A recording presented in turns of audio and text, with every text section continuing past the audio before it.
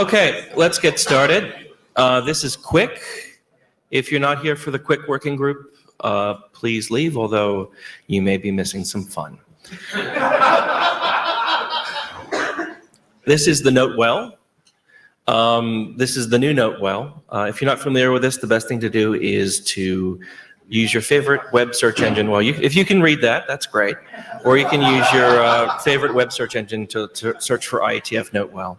It's about these terms under which we participate regarding things like intellectual property and anti-harassment procedures and lots of other stuff that we do take seriously. So please make sure that you are familiar with this.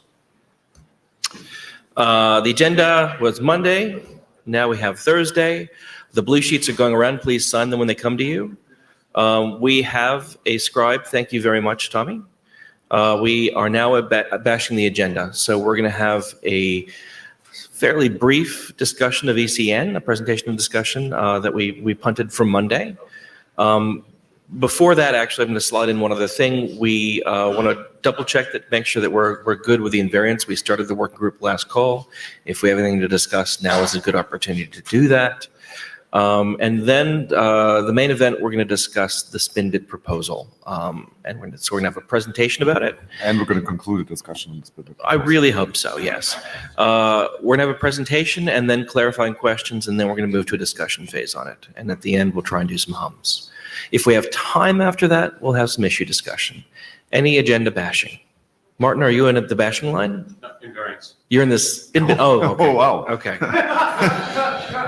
So let's get started. Martin, invariance discussion. What do you have? So, Martin Thompson, the issue of extensibility for the version negotiation frame has come up. Oh, yeah. And I'd like to get a conclusion to that before we move Yeah, this that's through. a good point. Please proceed. So, do we want one? Yes or Do no? you want to summarize briefly? Back up a bit. The payload of the version negotiation packet is currently a list of version negotiation of versions. Back to back to back, fill the entire packet.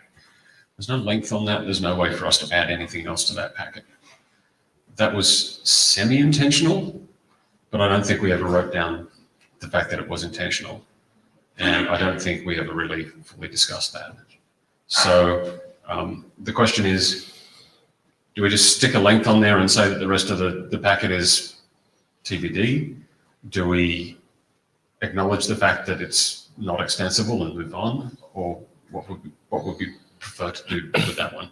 Mikkel suggested that you might want to sign these things, which I think is not a particularly valid use case, but we have to, there may be other things that people have and might want to do with this thing.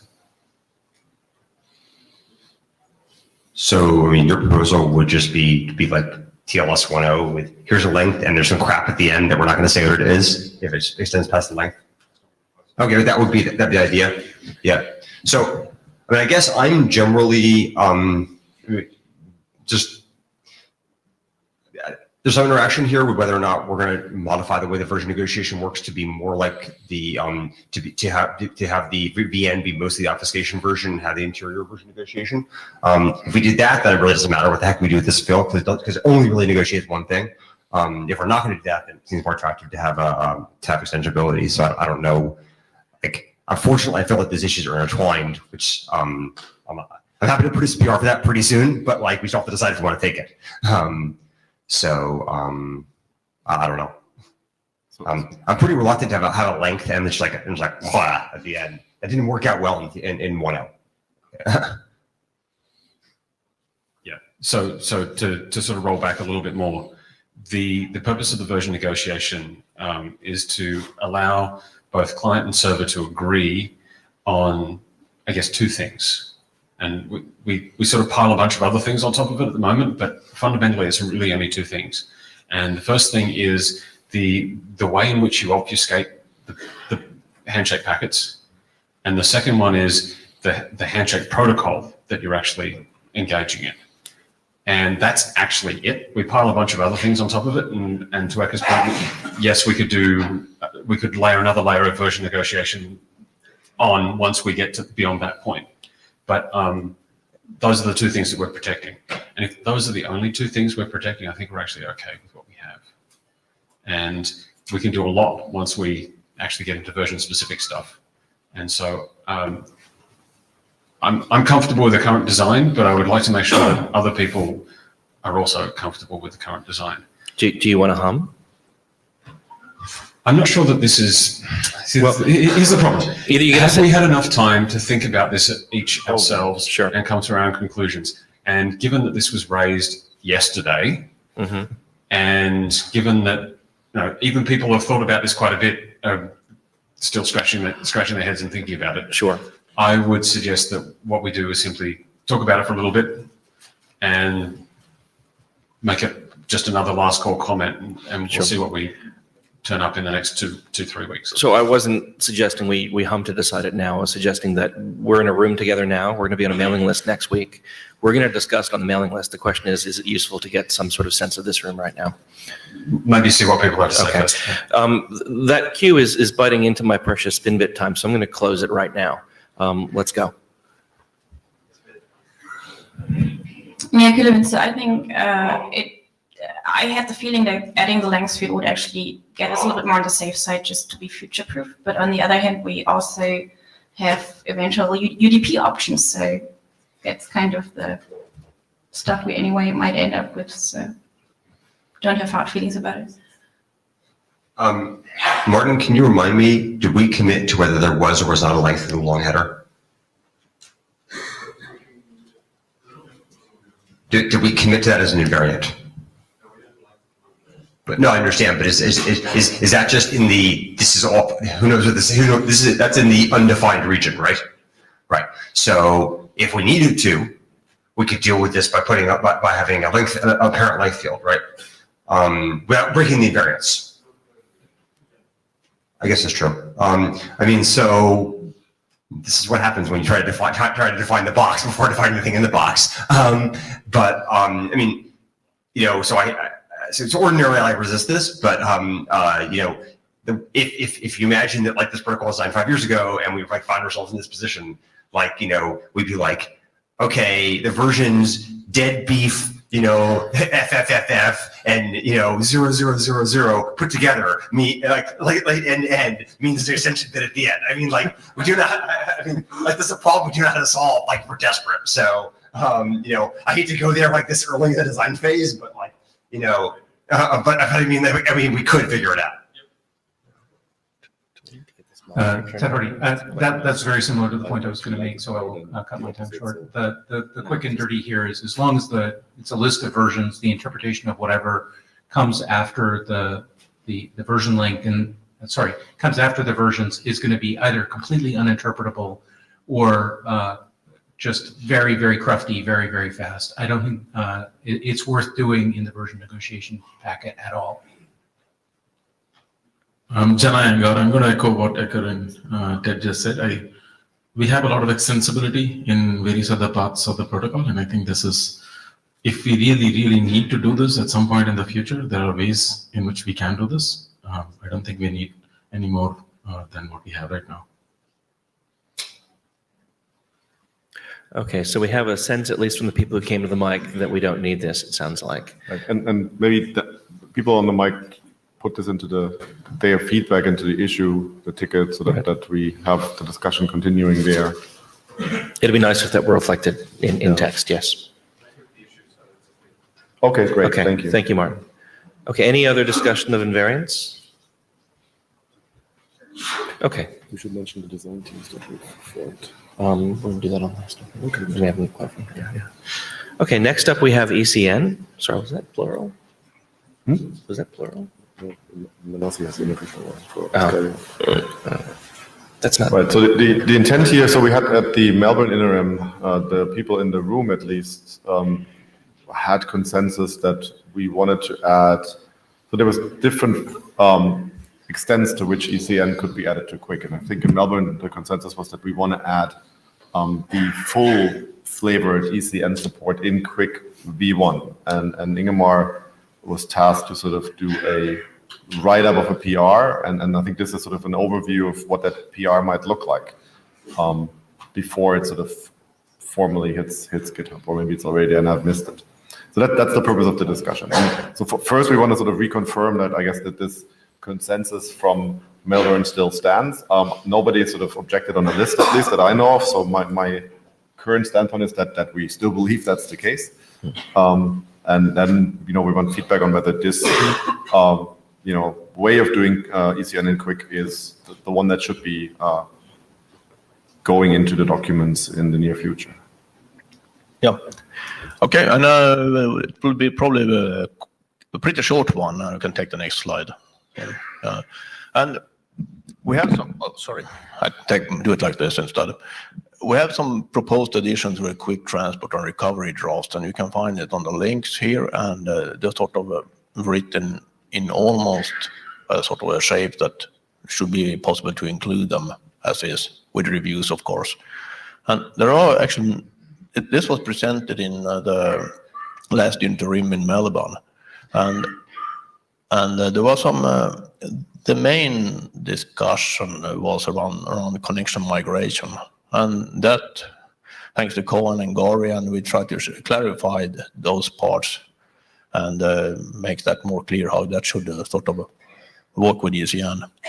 And then there was an email discussion around the feedback format in the ECN frame, and I believe you have a rough consensus that it should be that the proposed protocol format that only counts packets is good enough, and it should work with both RF classic and L4S based ECN.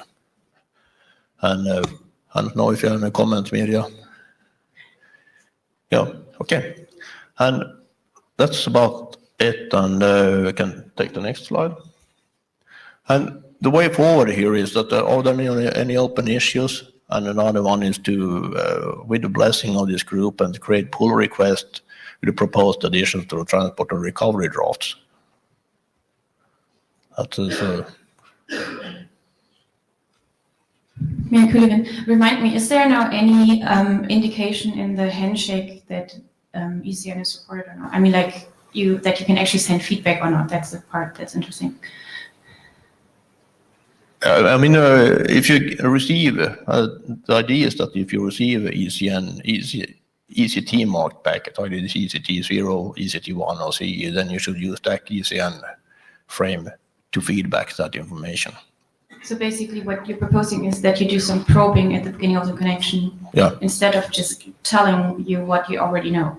And just like, if you're the receiver and you know you cannot access the bits, you could just tell the other end, right? Yeah, I believe the idea is that if you don't have support, for instance, in your stack to being able to read and write the ECN bit, then you don't send, then you don't set those the ECT bits and IP header.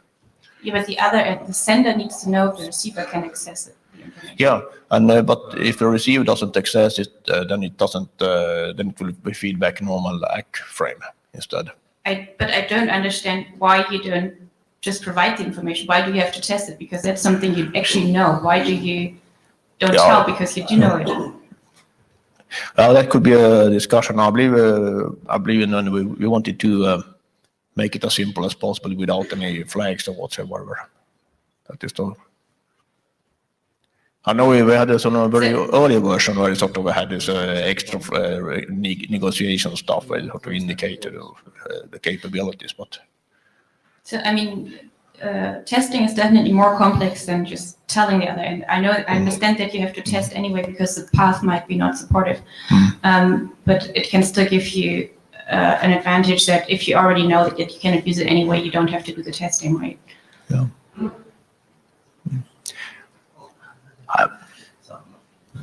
Magnus Westland. But I mean, it's really not testing. It's actually just trying to do it. If you don't get any response back, you can just stop marking the packets as sender side, and that's the whole procedure. Yeah, exactly. Yeah.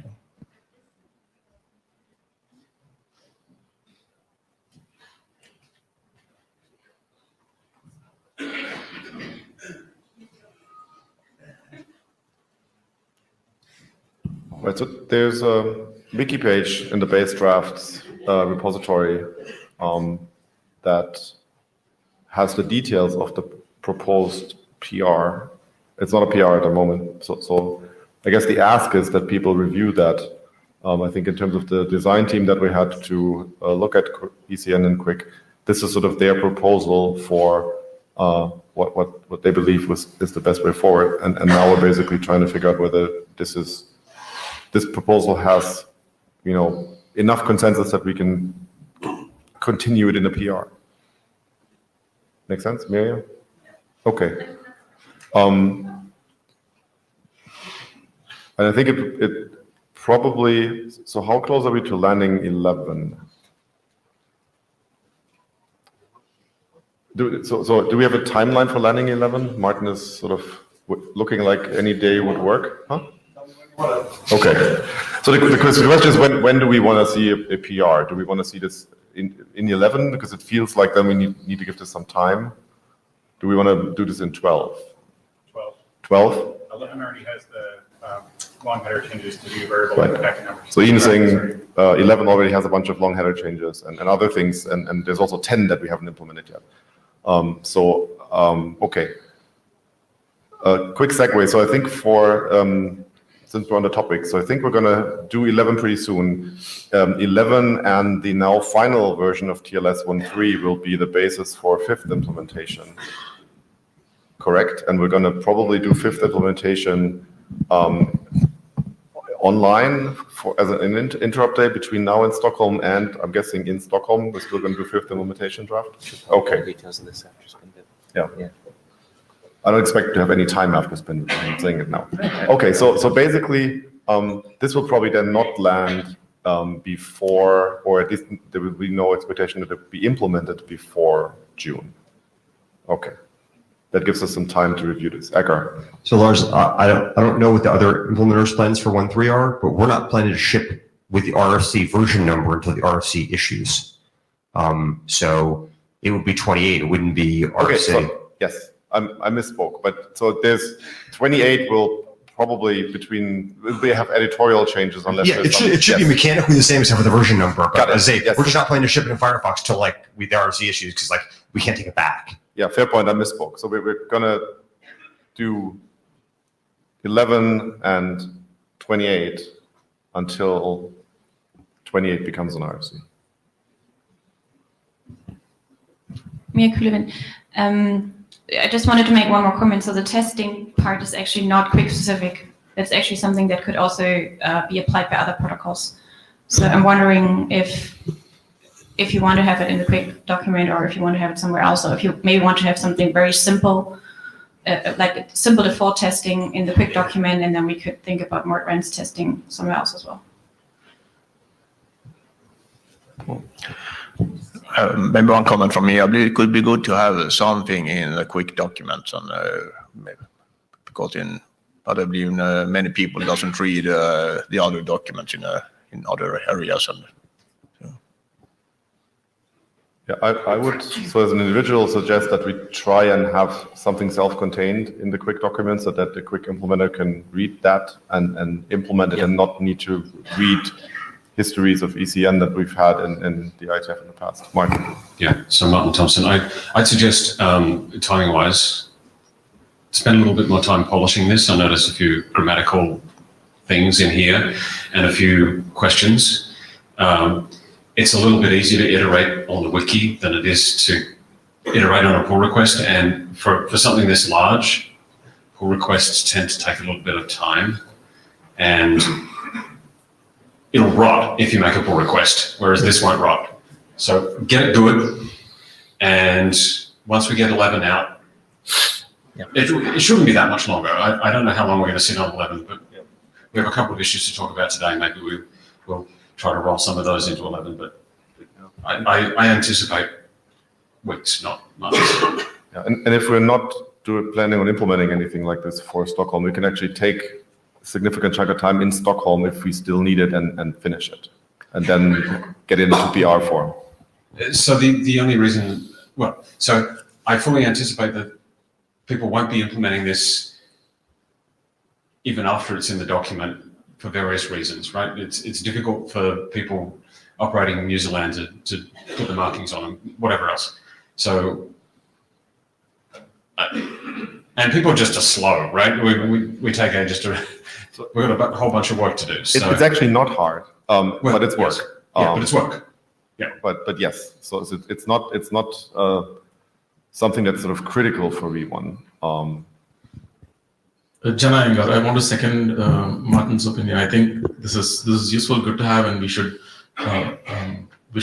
make sure the text that we have on the wiki is solid, and we will get it in. There's just no urgency because I don't think any of the implementers are going to rush to test this yet. So we can get to it, and we should get to it, and we will get to it. But it's okay for us to wait until at least 12.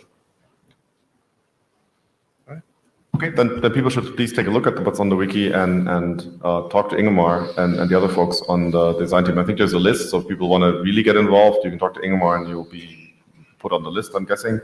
But the goal is to sort of keep hashing this on the wiki and then get it near PR by the June timeframe with the understanding that it may not end up in 12, but it will end up in a version shortly thereafter. Thank you. Thank you. Okay, Brian?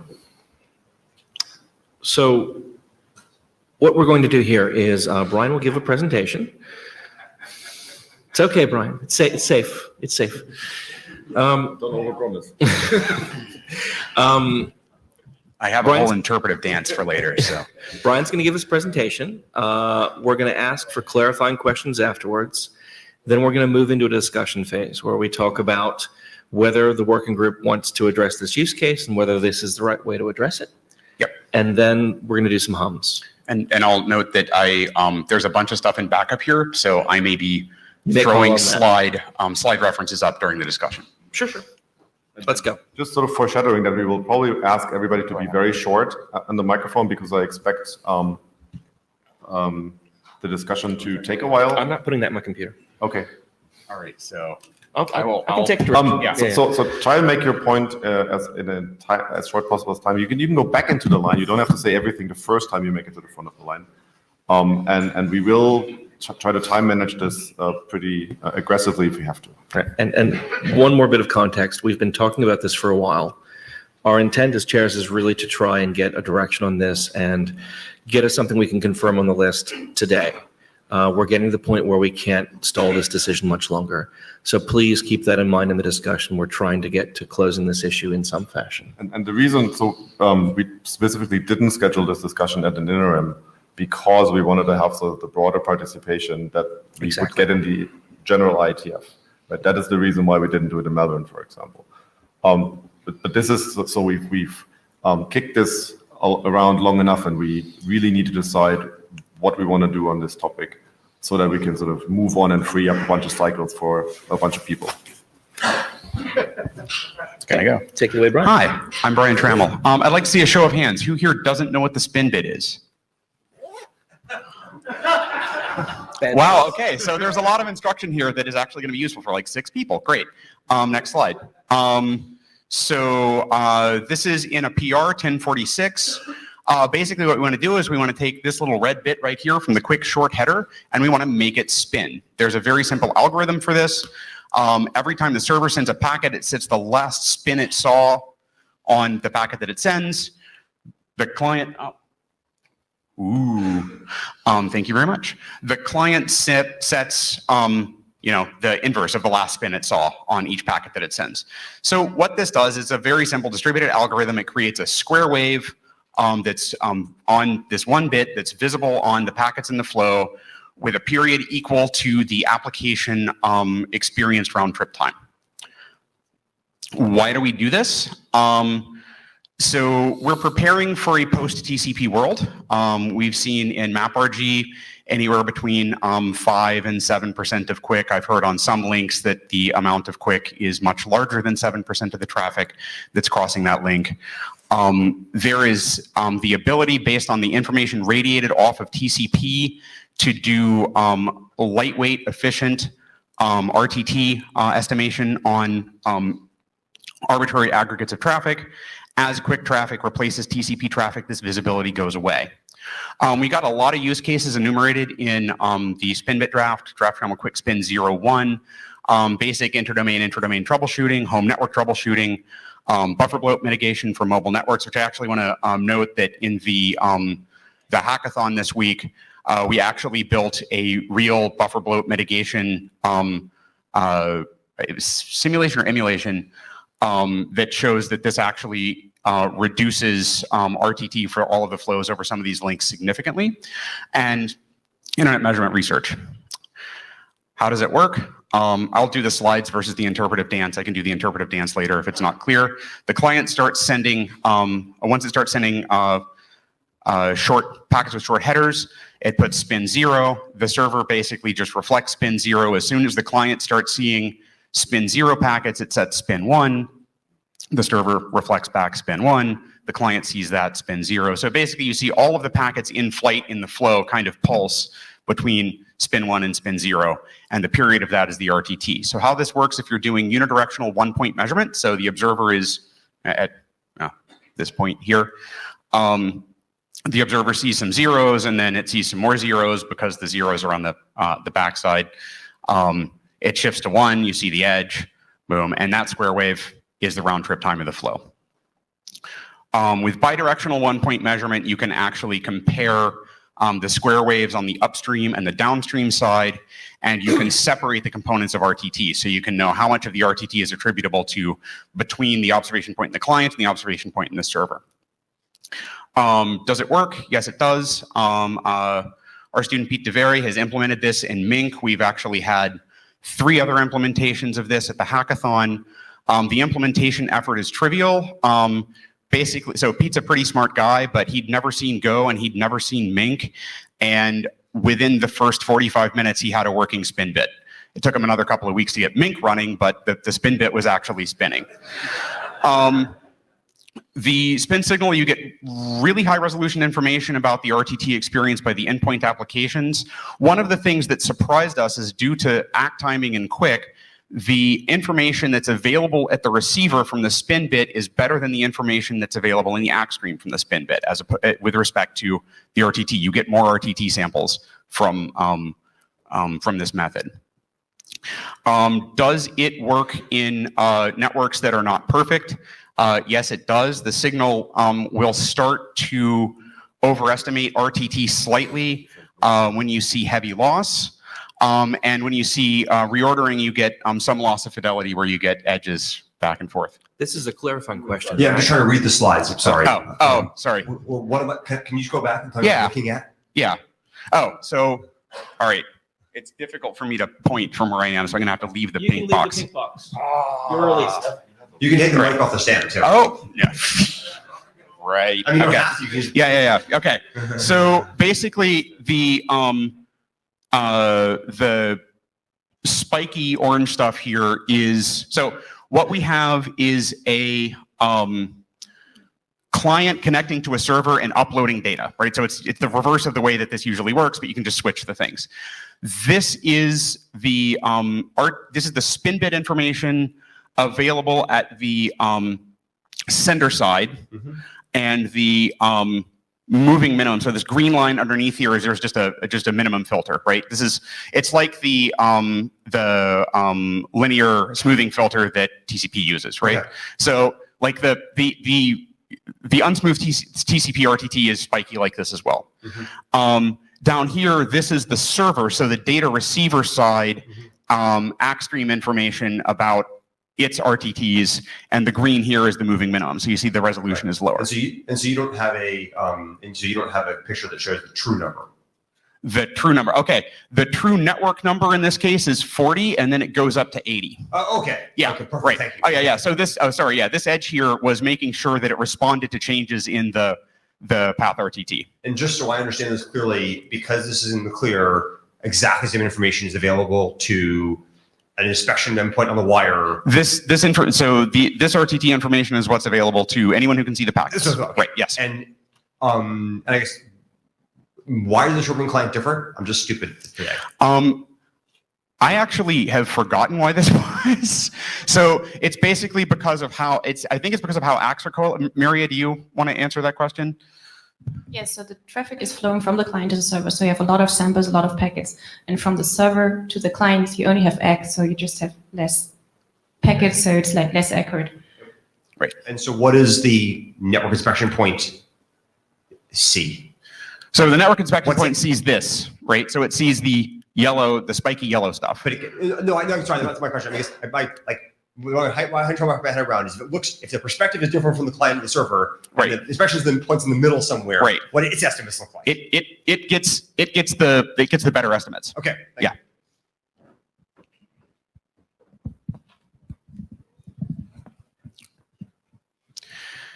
So in the world with the current -10 version of the draft, the packet numbers are still in the clear. So it's very easy to use packet number information to reject reordered edges and to detect loss and to reject edges where there's loss. So if you have packet numbers that increment by 1 per packet and are in clear text, then this signal is very robust. If we encrypt the packet number, we can talk about that in the backup. Yeah, in conclusion, we've spent about a year talking about this. We've spent a few months implementing it and getting experience with it in real networks as well as in emulated networks. So Pete has a stack of paper about this big filled with plots with various sort of loss and reordering models. It turns out that this actually gives you pretty good RTT information all the way down to the point where you drive the transport protocol into the ground. We actually had to disable flow control and congestion control in order to get it to keep sending packets in order to look at some of the points in this network impairment space. It's minimal overhead. We have 1 bit. If we're encrypting the packet number, we can talk about other options. It's very high fidelity. It's an explicit signaling approach that replaces an implicit signaling approach. It has minimal privacy impact, as we saw from the RTT-DT in, was that Prague or Singapore? Yeah, so from a while ago. It does what it says on the tin. It replaces on-path visibility into the RTT in a world where we're moving from TCP to QUIC. So I think you're still doing clarification questions. Yeah. So tell me to go away if you don't think this is clarifying. Does this change at all when we do multipath? It depends on the multipath architecture, but basically this would be so per subflow.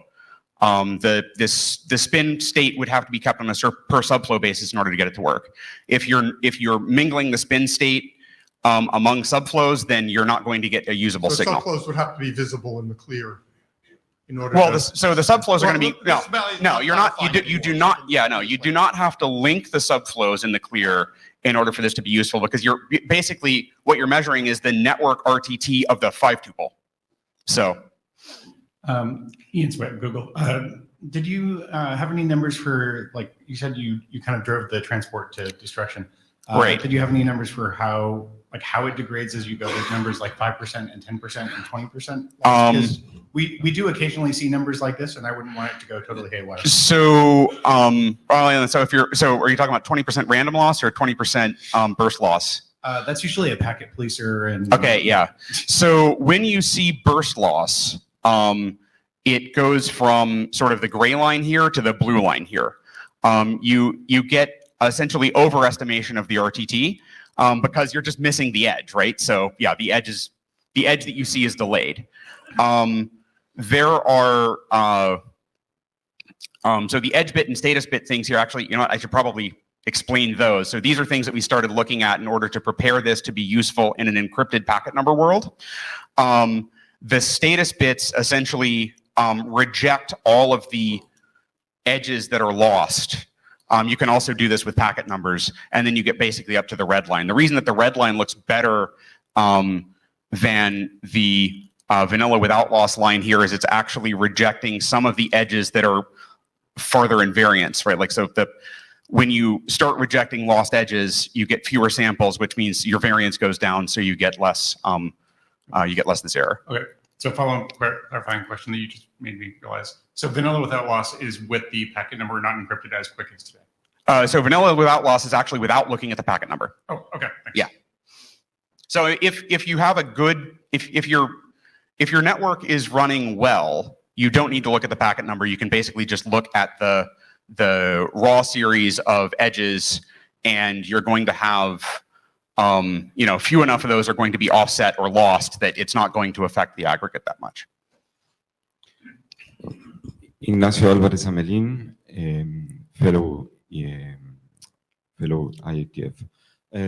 My question is why you say that it overestimates, just because if you lost the packet, you get an edge later. Okay. So the RTT, the RTT yes. estimate goes up because the edge is delayed. Okay, but normally you need so much chance to lose exactly the packet in the edge. Right. So you get one edge per RTT. So yes, you do have the loss rate has to go up around 1% before you start losing the edge packets, and of course that's BDP dependent, right? So yes, it's not so much. Right.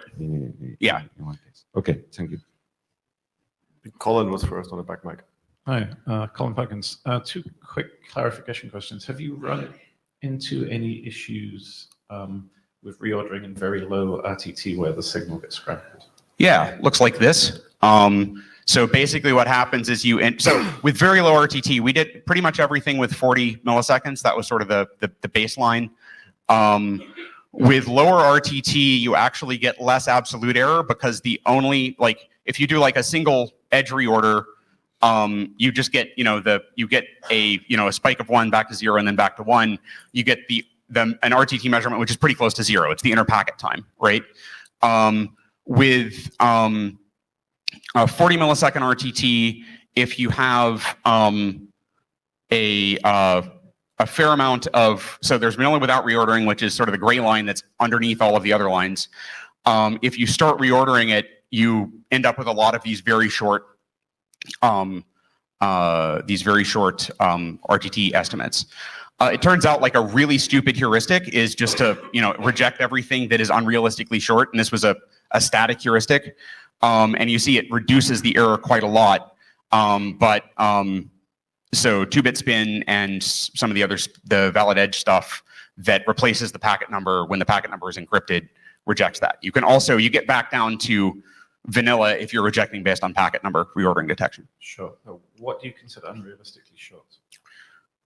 Have you thought about unrealistically short heuristics would be like, so you take the expected RTT, and I think it was divided by, if it's like less than 1/10, right? It was a multiplicative heuristic. Okay, but it doesn't break in a data sense. Well, you would just take your tiny RTT and divide it by 10, right? Okay. Yeah.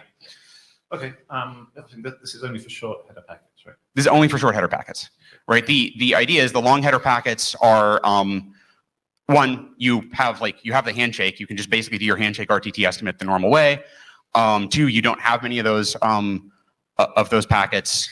3, what we really, the point of this is to create samples of the RTT, either that you can use for a running time series analysis of a single flow if you're doing diagnostics, or if you're doing baselining or measuring, you're going to take these RTT samples and you're going to put them into an aggregate and you're going to watch them move together, right? So the long header, it's not at all worth the complexity to add this to the long header.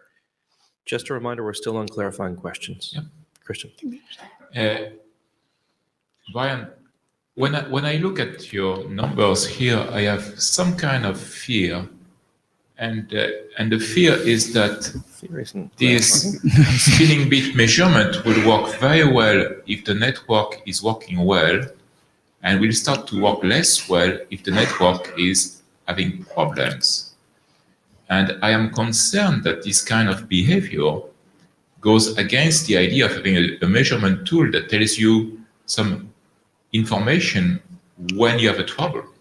So thank you for leading into one of my backup slides. So this is an enhancement that we looked at called the edge valid signal. So what happens here is that first of all, I'll say if the packet numbers are in the clear, the entire path has enough information to detect upstream loss and reordering of an edge. So it has enough information to determine completely whether an edge is good or not.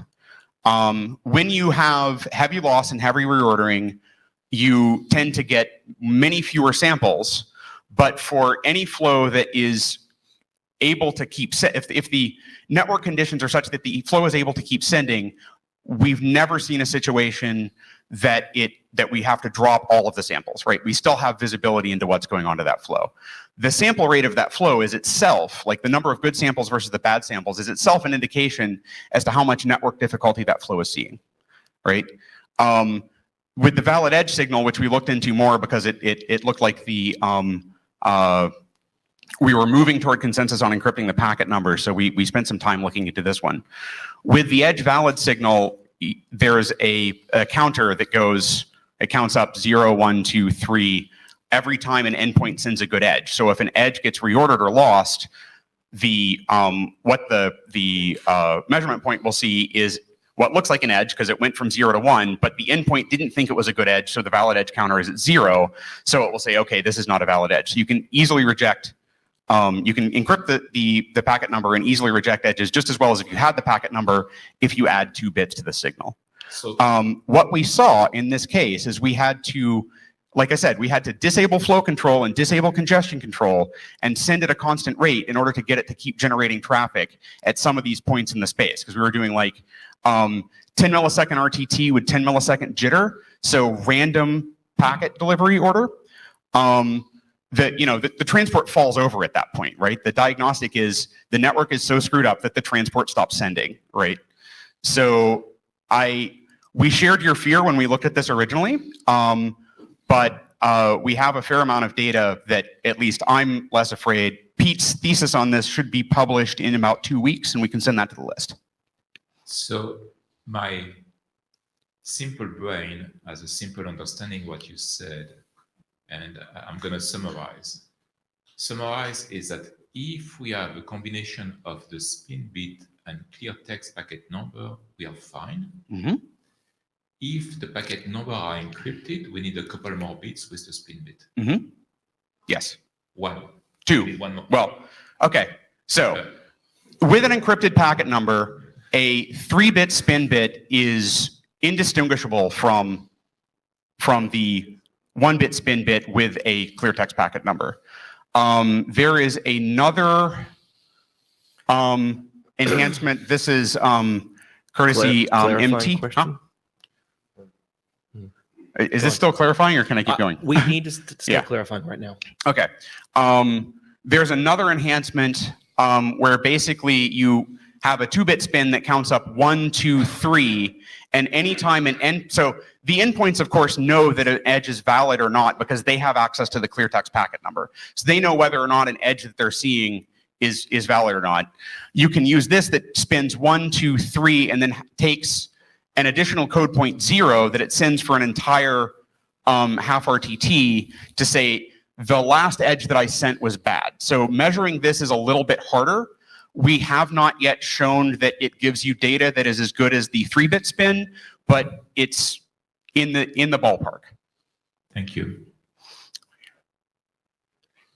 Igor Lubushev, FMI. We're discussing RTT measurements, but did I miss it or we didn't get to it yet? Characterizing loss and loss patterns using spin bits without a clear text packet number? So that's out of scope for this discussion. That's out of scope for this discussion. May I push an idea though? The edge valid we haven't done the work yet, but we have an intuition that the series of valid and invalid edges will give you some basic information about loss or reordering. It won't give you information about which it is, but it will, if you see sort of the valid invalid edge series, you can derive some information about loss and reordering from that. We haven't done the work yet. That's future work, but it won't give you information about very low loss rates. Like if your edge loss probability is below a threshold, you don't get any loss information. But if your loss probability is high enough that you are losing edges, you will see that in this 3-bit signal. I don't think so. But this is not the goal of this proposal. It's a side effect. As a clarifying comment, I plead with you never again to say 3-bit spin bit. Okay. Okay. So what we were. Thank you, Ecker. So this is a spin bit and a 2-bit valid edge counter, or VEC, is what we've been calling it. Marco Koyo, this is a very basic question. Is there an assumption that this requires continuous flow of packets to work? For the 1-bit spin bit, hold on, do I have that in the? For 1-bit spin, with or without packet number, if the sender is application limited, then you will have overestimates, right? When the sender stops sending, you're going to get one overestimated edge at that level. The edge valid signal, if you add this edge valid signal, you can have a very simple heuristic at the sender side that drives the valid edge counter to 0 when it is sending an edge in reply to a packet that came in more than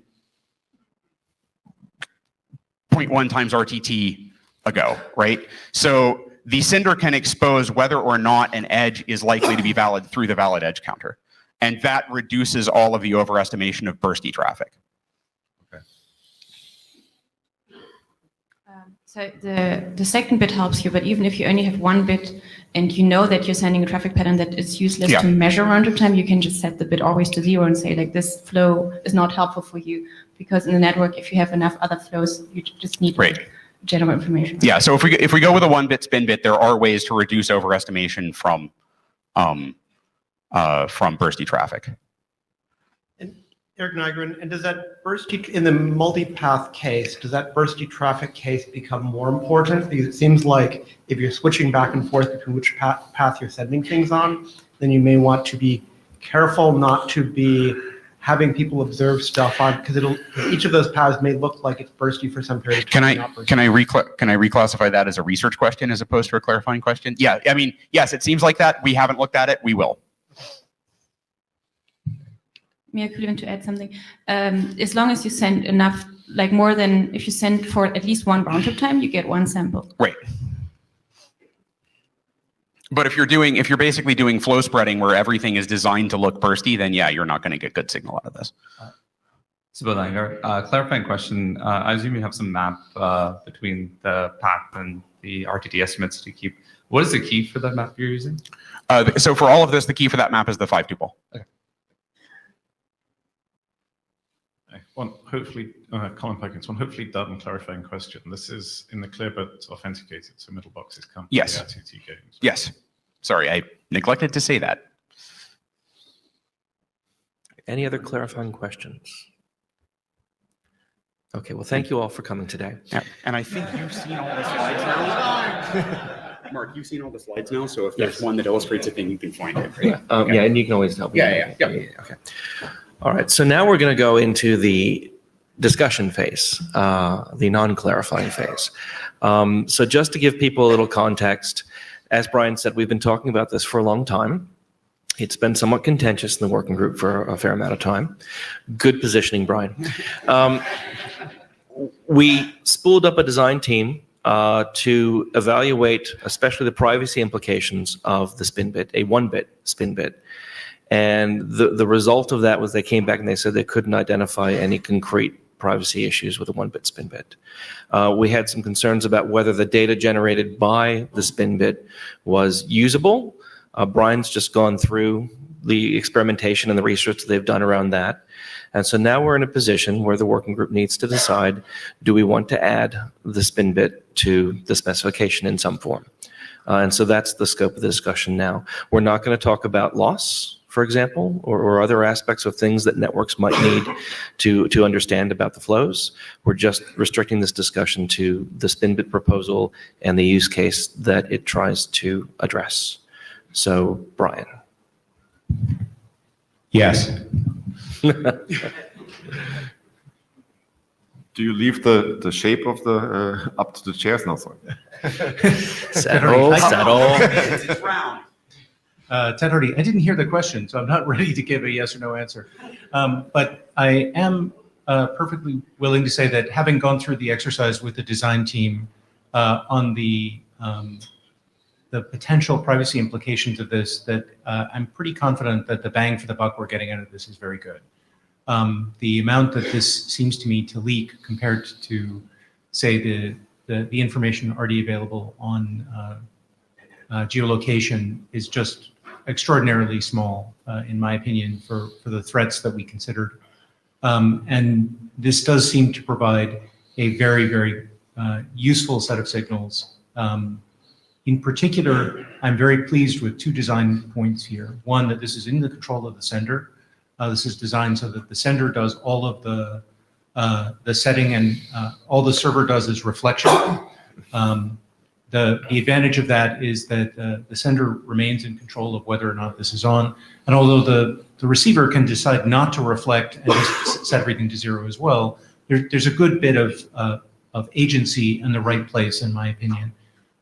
The other thing that I think is a very good piece of the design here is that there are ways, as we move forward into multipath or into other mechanisms, to continue to use this on a per path basis, but it's not trying to be so complicated to incorporate all of the different potential measurements that you might do at once. It's clean in its one aim. So I'm definitely in favor of adding it. Ted, before you go, because I know that's a high-cost operation, you said this a lot. Are you referring to, and everyone in the queue, I'd like to focus a little bit on, are we talking about the single bit? If we assume we're going to encrypt the packet number, how do you feel about the 2 or 3 bit solution? Ted Hardy again. So I was actually evaluating in terms of the way Draft 10 currently has it, which has an unencrypted packet number. Having looked not nearly as completely at the VEC, I believe you're calling it, I believe it is quite similar. My intuition is that by encrypting the packet number and going to the VEC, we're actually making an overall privacy enhancement. But as I said, that's an intuition. I actually haven't done enough of the research to make that as confidently as I believe he has been able to make the assertions he's made today. Thank you. So by the time the tail of the queue is out of the room, we're going to move the front mic forward, just so you guys can stay inside. I can move it right now. Go ahead and do that now. Yeah, that's a good thing. We can see you better. Daniel Kahn Gilmore, ACLU. So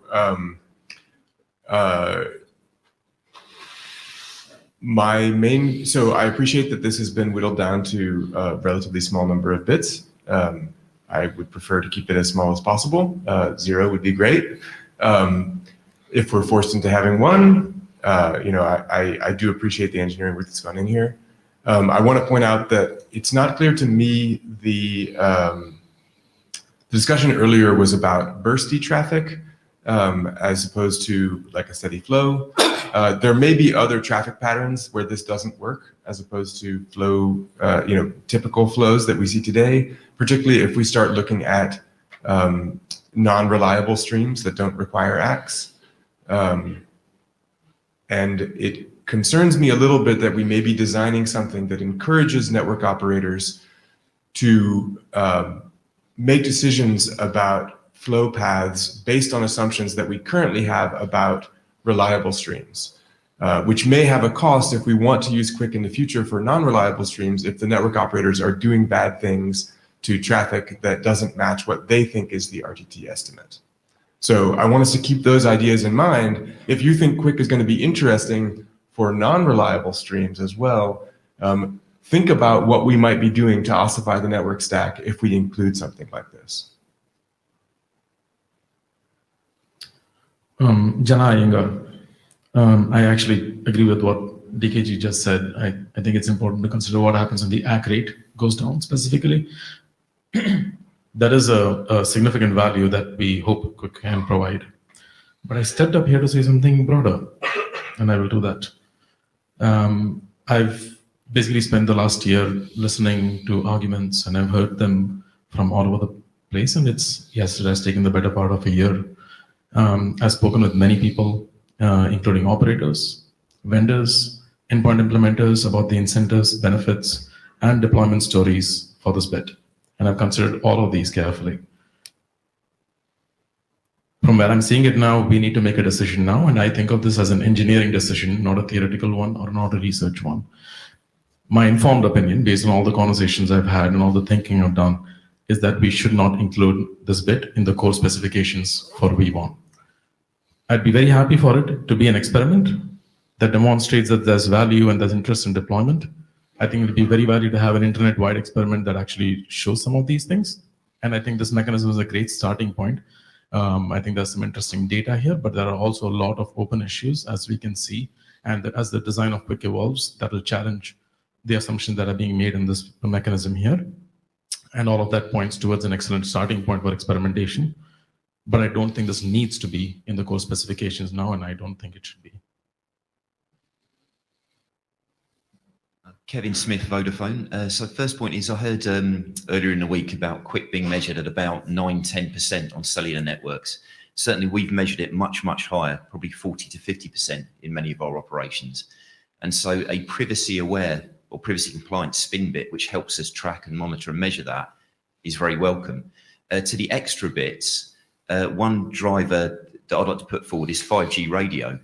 So we want to, as that evolves, we want to get a feel for how that's performing, new wavelengths, etc. We want to see how transport protocols. When you say extra bits, do you mean extra bits for the purposes of measuring latency, or extra bits for the purpose of measuring other things? The VEC. So the specifically the VEC. Okay. Yeah, exactly. So that's our driver. It's 5G radio and how the transport protocols act over there. Thank you. Hi, Amy from Orange. So we implemented and pre-deployed the spin bit over our networks, and it provides us with enough information to be able to make troubleshooting with dichotomy, to know which side is the wrong side and which side is provide the right delay. So now we don't make any investigation with an additional bit. So this, I don't have any opinion. So you used Mink or something, some other stack that was enhanced with a single spin bit, and you ran it in your network, and you've validated that you got information out of it. We shared that during the hackathon using Mink, Minty, and that. Thanks.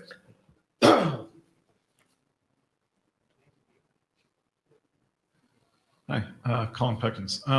So I think it's fairly clear that there is no meaningful information leak from having this bit. So from that point of view, I think this is worth including. I think if anything, there's too little information here, and I think I worry that we're going to find it works in the cases where the network is behaving, and we don't have sufficient information to use it for debugging the difficult cases where the network is starting to misbehave. So I lean towards thinking this is worth doing. I am unconvinced it will turn out to be as useful as we think it is. But I think it's worth doing as an experiment. I think we should perhaps consider arranging the bits so that if the experiment turns out to be useful, it can become part of the invariance. Because if this is something people are building measurement infrastructure around in the future, then we want to guarantee that where it's going to be. But I'm not sure we're at that stage yet, and it's not clear to me that it will become useful.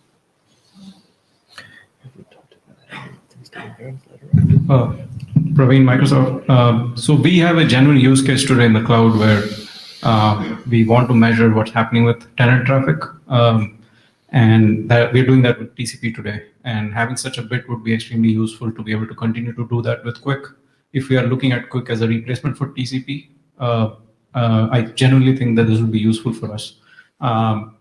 The other good part about this proposal is that it's not compute intensive. So setting this bit is not a big problem for an implementation. It also looks like the implementation effort is pretty small. But as to the discussion of experimentation versus not, I mean we could consider not making this part of the invariance if we want to. But putting this in version 1 would at least unblock the experiment and allow us to find out if this works well in practice.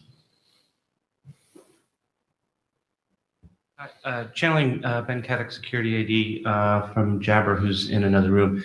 He, I think, echoes John's point. Would it make sense to use a quick version to experiment with the spin bit, or are there finer grained ways to indicate that to the path?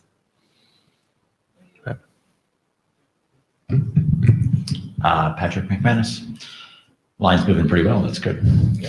So I will take issue on the other side that this does not leak any interesting data. I think what it leaks is obviously RTT. And when I mention that to people, they say you can get that out of the client handshake. I'm like, you can get that out of the client handshake. Why do you need the spin bit? Right? Because it changes over the duration of the flow. And this is relevant in an HTTP world, which often implements request reply patterns of single messages in each direction. And we are building a protocol that is otherwise multiplexing and obscuring many of those interactions. And they can, of course, change over the lifetime of the connection for how long that takes. And the spin bit actually brings that fundamentally as a signal back into the clear. And I think that probably has some traffic analysis properties. So I actually don't think this is obviously harmless as it is sometimes presented. I guess the second point I would make is I think doing this is actually ossifying around the behavior of existing pieces of the TCP ecosystem for properties that TCP never delivered. You know, the fact that acknowledgements were in the clear is simply an artifact of TCP. It was not trying to signal to the network. Those are designed to be end-to-end signals. And I think making them end-to-end signals actually preserves our ability to innovate in all ways around that. So I'm opposed to any number of bits on those bases. And, you know, finally, with respect to, you know, my product, it's fairly unlikely that we would participate in this, this ecosystem. Thomas Nokia. I think we have compelling evidence that this works, at least in some scenarios. I think for this to be really useful, we need first implementation to support, and we have that signal from Mozilla. And secondly, we probably need to make this part of the invariance. Otherwise, we can't rely on this to do the measurement. There was a comment about the fidelity of the signal in loss in reorder, with environment with high loss and high reorder. But for example, the mobile network, you don't experience that much reordering or loss, but you have high variance in RTT, and this is a very, very valid tool to actually grab that signals out of the network. Hi, Brian Trammell. While stating my general deep skepticism about anything about the success of traffic analysis resistance in the internet, there were 3 issues raised. Actually, I didn't put names down, so I'm assuming John was one of them. Sorry, I'm picking on you because you're right there. So there were issues raised about the spin bit on partially reliable or non-reliable streams where there's no ACK stream back. ACK elimination, I don't want to say compression or coalescing, right? Because, you know, so basically where the acknowledgement scheduler is using a different algorithm than the one that TCP is working right now. These are valid concerns, but I don't think they're a problem, because as long as, so your sampling rate goes down, right? That's the right. But the sampling rate will never go to 0 as long as you have some sort of acknowledgement-driven congestion control. And if you don't have acknowledgement-driven congestion control, then you don't really have much of a network left to measure. So to Patrick's point, so basically as long as you have a situation where you will, during the lifetime of a given flow identified by 5 tuples, so these are not connections, these would be subflows in a multipath environment. We don't have to link the subflows in a multipath environment. All you need is occasionally a low delay between one incoming packet and the other packet where an edge transition would occur. In any flow that would contribute to measurement, you're going to have enough of these to generate samples, right? So if you're trying to use this on a non-TCP acknowledging flow to do per flow diagnostics, yes, in certain cases you might get the time series will have too many gaps in it for you to be able to see the evolution of the RTT. If what instead you're trying to do is aggregate these by link, so you're trying to do passive measurement of all the traffic on a link, and you're looking at residuals and you're looking at how that moves together in order to diagnose the link, you're still going to have enough samples in order to be able to generate some signal out of that. So in that future world, the applicability may reduce, but for the cases that we're looking at for sort of like network health, I don't see a realistic evolution of QUIC for which that would go away. With respect to leaking RTT, yes, of course, that's what it's supposed to do. If we don't want the path to be able to measure RTT at all, then we should not do this. I think that we do, obviously, because I spent about a year working on this presentation in one form or another. As far as the information that's leaked between streams, I want to dig into that a little bit more. I don't see it as a problem in that if you're doing multiple streams together, you're basically sort of obscuring the size and timing relationships of those streams, but you're still going to get this pattern where you're going to send a packet that's going to be an edge, and then you're going to get some sort of acknowledgement or thing back.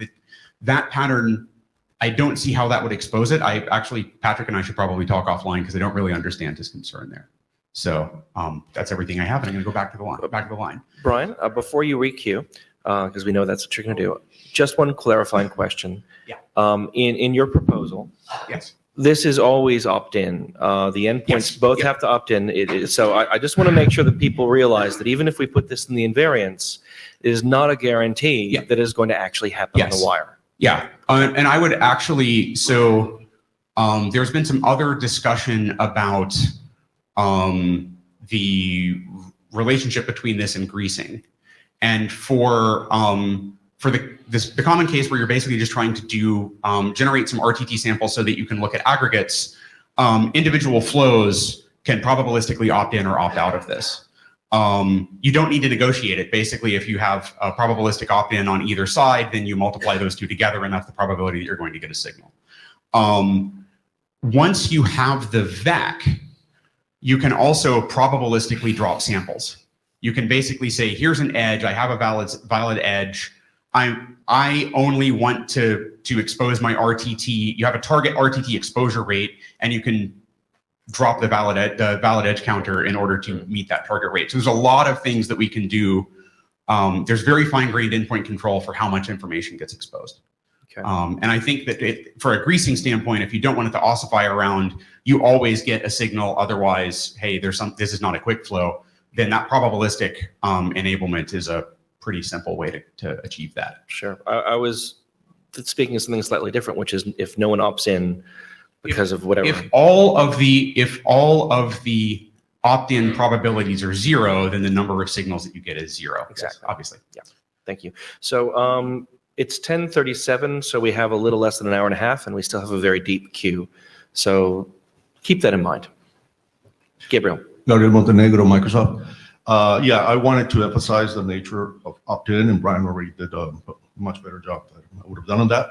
I would like to add, though, that we would definitely opt into that. I like the probabilistic nature of just so everyone knows, when you say we. Well, in Microsoft, we would with our browser. In all of your implementation. Yeah. So whether we would always do it or not, that's different, but we would definitely take part in this, and we think it's important. We see it's useful. The one very important reason why I'm saying pretty confidently, yeah, for this we would have support and interest is all the very extensive privacy analysis that has been done. I would like to see similar analysis going on for the VEC before saying anything about that. But for this one, I feel pretty confident it's fine. Jahed from Ericsson. So I'm one of the guys like some who got EA to WoW kind of thing, and because I have been following what's the discussion happening around SPNBit, and now that we have implemented it in hackathon and did some testing. I think Marcus is online, so he's going to talk about more about parts of that. So I'm more convinced that this is useful now. And looking at what DT design team had the output about privacy, I'm more okay with what it leaks, the RTT. I have worked with service providers, network operators, and they kind of see the point of network measuring RTT and making the network health keep okay. So this is useful. But I also think we should discuss a bit more about this unreliable mode, but having seen like what's happening around the IETF, like QUIC is kind of becoming the general purpose transport. You would like to do some media over QUIC, maybe unreliable, maybe partially will work. And I have my colleagues who believes like a similar kind of condition control could work for more reliable and partially reliable kind of transport, I don't see that's the big issue. But I do concern that if it is not invariant, if it is not in version 1, then we might not get the test we want to do. And as this is opt-in, I don't see it as a big issue. So if it is in version 1, we do testing, we see how it's working, and we decide what to do. If it is there and if it's opt-in, if it's not usable, if leaking more information, clients can always say no to it. So I think it's fine. Ian Sweat at Google. So I wanted to reiterate the point about how sending fewer acknowledgements might actually increase the RTT signal and introduce about a 25% noise. Currently, we are running a lot of our clients in GQuick with only sending acknowledgements 4 times per RTT. If there's no other data to send. So just like to be aware, there's a fair bit of noise from a technical perspective. If we do this, I personally want this to be good enough that we actually think it's a useful signal. So if we do this, either we need to not do packet number encryption, or I think we probably need like 2 bits, because the last thing I want to do this is add 1 bit and have it be like really noisy. In the cases when the network really degrades, it's complete junk. So I don't want to add this and have it be actively detrimental in obvious ways that we're aware of. So I've spoken with a lot of implementers and a fair number of operators, and people seem to have very mixed opinions in both camps. So I've spoken with, obviously Microsoft said that they would implement it. I can't give you an official answer for Google. I've talked to a bunch of different people and people have different answers, but I think we're leaning against probably not initially, but maybe we'll run some experiments. But I think we're kind of leaning no. And then on the network operator side, I've talked to a lot of network operators. I was at Nanoc last month, and I talked to a bunch of people there about this. And some people said, this sounds useful. And some people said, I don't know why I would ever use that to monitor and run my network. And so even in that community, I got very disparate responses. I think one of my biggest concerns is even if this is not part of the invariance, if it's in V1, it's going to be an ever-loving pain in the butt to change in the future. And I'm actually as much concerned that this is not enough as it is too much. So my personal preference is that we go along the direction that John was kind of indicating, but I want to be even more specific. I want an experimental draft. I want Brian to use more bits. I want him to try to incorporate loss. And I want, there's like, I think 5 bits available. Use them all. Like, try to get as much information as you can and provide it to the network and try to figure out and run some experiments. What is actually useful? Like, and try to figure out if we don't do this bit or if we don't do that bit, what do we lose? And I guess I feel like this feels a little server pushy to me. This feels like a cool idea that like we think could be useful. Ooh, sick burn. And just like server push, we shouldn't have included it in version 1. And I think there's a bunch of stuff we could have done in server push to like experiment with it and make it awesome. And we just didn't do the work before we shipped it to like figure out what we needed to make it awesome. And I think we're still at that stage today where we've almost like over constrained ourselves down to 1 bit because like no one wants to leak anything. But like it's possible that's just not useful. So like we shouldn't do something that we're not like really sure is useful. So I would rather the endpoints that think this could be useful, Microsoft included, and cloud environments, and the operators that think it's useful, conduct some experiments with an experimental RFC, and we mint an experimental version, and they use all the bits, figure out what they can do with them, and come back, and in version 2, we'll figure out what we want to include in version 2. But I think if we put it in version 1, we're stuck with it forever.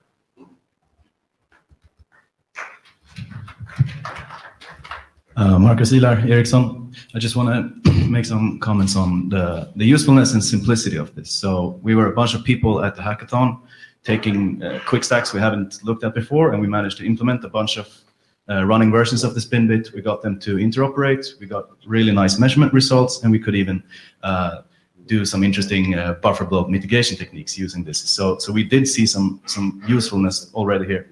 And I also think one extremely important thing here is what we call the probabilistic opt-in, because as I think we should do this, and I think we should have probabilistic opt-in, because me as a middle box developer will be forced to do the right thing from the start, right?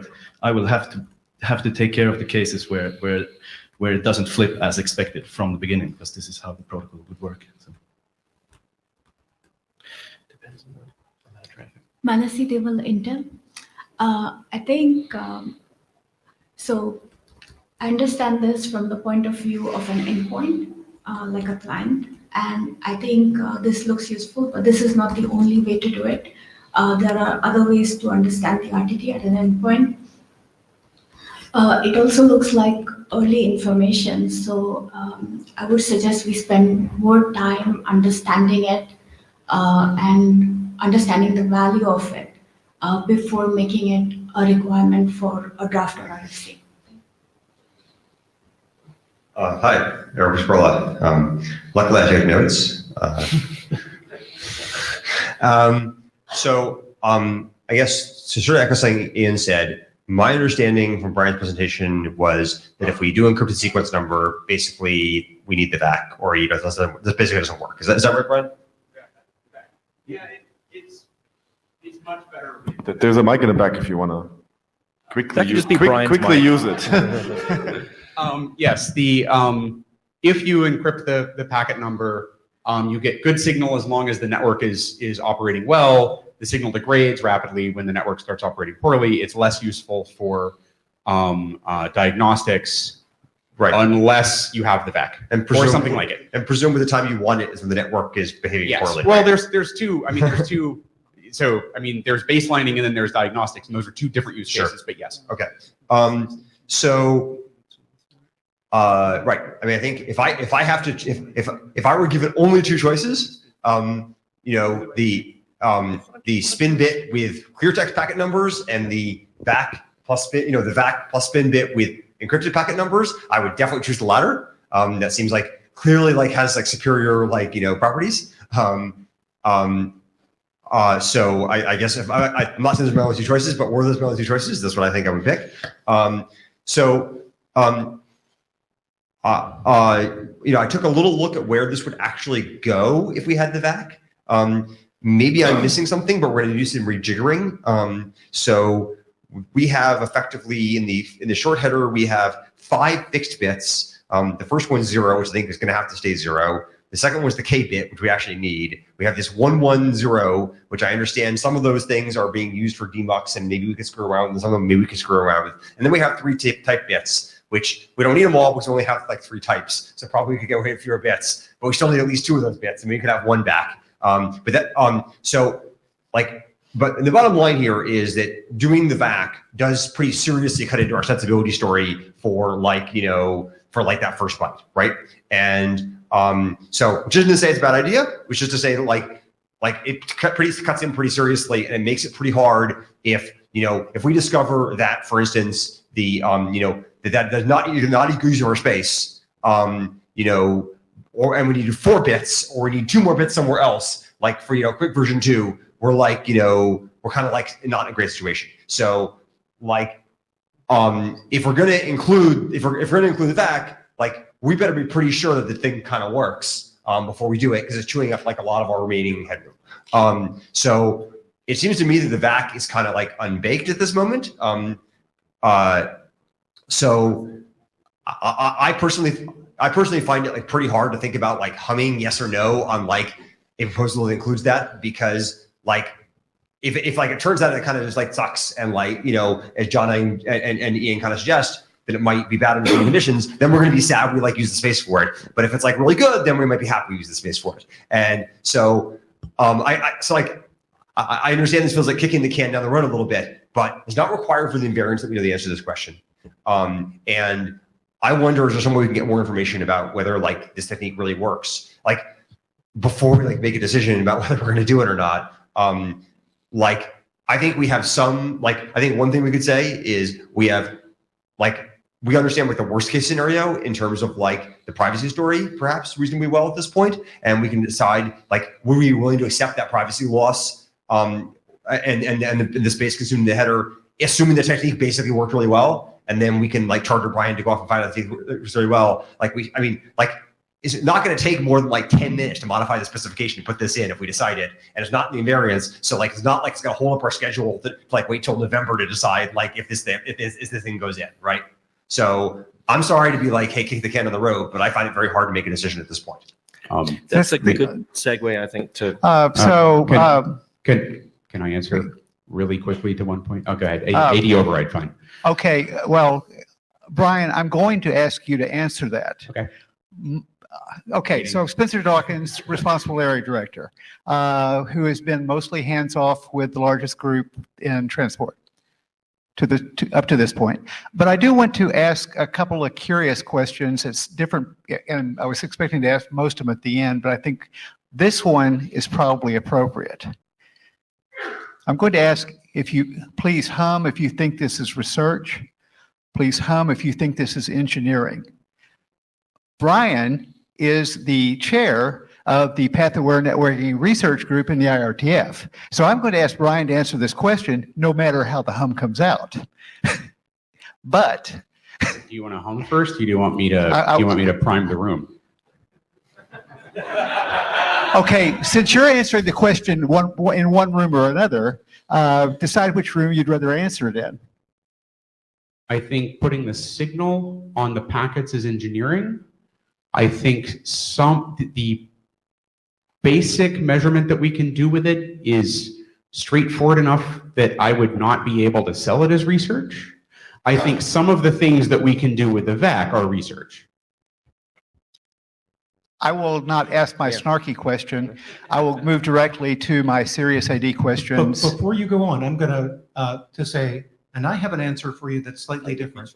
The choice between whether to let the path do its analysis entirely with implicit signal or to move to explicit signal is architecture. Okay, we have a lot of and Brian is also on the IAB, so there are a number of rooms that this question might be answered in, and that we've tried to answer in all of them simultaneously. Brian, yes, Brian, I'm going to ask you to return to the queue. All right. I think it would do you a service to not have a special place back there. So the only person who can override is our glorious AD. I wear shirts so people can find me. I'm here for another 48 hours after I walk out of here. Do the right thing. I'm going to try to. Could you hum if you think you know what's going on here and you think this is engineering?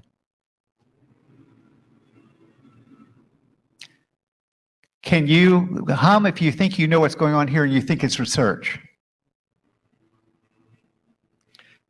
That is an absolutely fascinating hum outcome.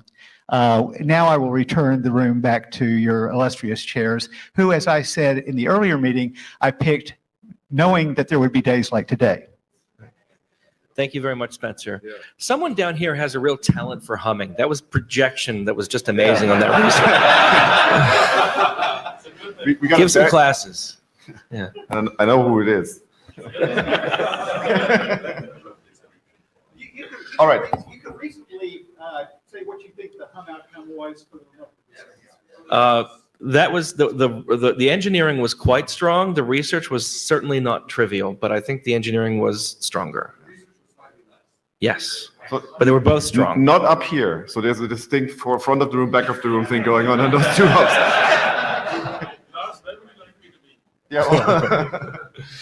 Well, right. We've been overridden and we return to the queue. So a comment from Jabber from Tom Peterson. I'm in favor of having consensus in allocating n bits for experimentation like spin rather than baking spin.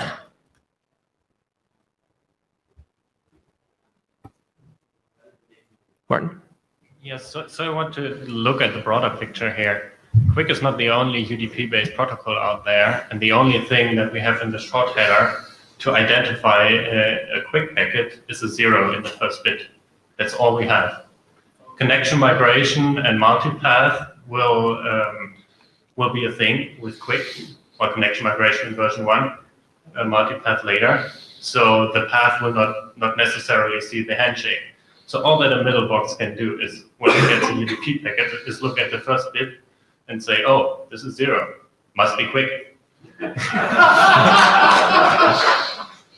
So this is wrong. This is just wrong. So will the middle box then look on every packet like this and look for the spin bit? And what does that mean for other protocols that also run on UDP? This is Sanjay Mishra, Verizon. So first of all, I want to applaud Brian for the work that he has done in the hackathon implementation. It's really commendable, I think, the amount of exhaustive work they've done. Insofar as the deployability is concerned, we're already seeing increased traffic on the network, which is a good thing. We're seeing QUIC, but I think some of the things that we are really missing in being able to come here in 3 years down the road and stand on the mic here and say that, we were glad that we added SpinBit because we actually have measured it and we can look at it in the last 3 years and we can say that, yeah, QUIC has done very well and we have numbers to show that. So I think that's kind of where we want to be at. And in order to do that, we really need to start with release 1 now and make sure that SpinBit is added. It clearly has the value. And I think we have spent enough time, Brian has spent enough time in trying to lay out the value of it, as well as, I know privacy has been kind of assured, but we can't say 100% that it's all covered. But I think from more or less, we can see that the privacy issue is not as if you look at the benefits and the advantages and the disadvantages, I think the advantage is kind of weighing towards the favor of SpinBit. So we really should consider it. And I would really like to see that in release 1 and also look at the VAC as a potential for release 2. Thanks. Mia Kulevin. So yes, this is an experiment. We as a university, we've already tried to look into this as much as we could, but that's a test bed. So we simulated various traffic conditions, which are quite unrealistic today, but might become more realistic in future. Hopefully not, but you never know. And we can say it does work. It gives you the information we're expecting to get it. So that's not a research question for me anymore. The question might be, is this a useful signal? Will people use it? Will people deploy it? But we cannot answer that with our university testbed. You need an operator, you need to deploy it to figure out if it will get deployed.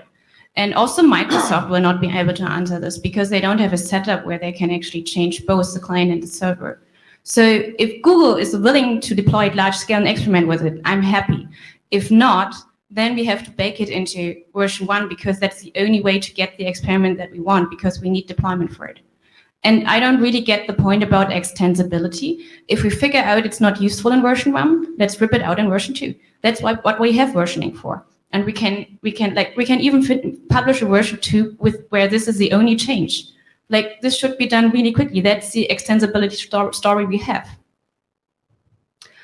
So really we should put it in version 1. The other point I wanted to make is that there's not a limitation from the spin bit on like the egg mechanism or whatever.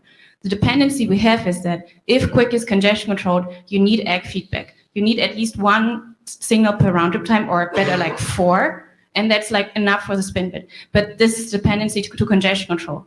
And I can tell you, QUIC will not go through the ISG if you don't put congestion control in there. So that's the dependency you have, and that will not change. So we have an hour left, and if everyone in queue takes 4 minutes, we will consume that hour if no one else gets in queue. So please keep your comments brief. And I see the people standing up. We will be closing the queue soon, but not quite yet. Kazuho. Kazuho, firstly. While I feel sympathy to having this kind of observability, I prefer keeping SpinBit outside of the core protocol because not having the SpinBit will help us ship QUIC early. For example, consider the interaction with packet number encryption. And especially because SpinBit can be an extension.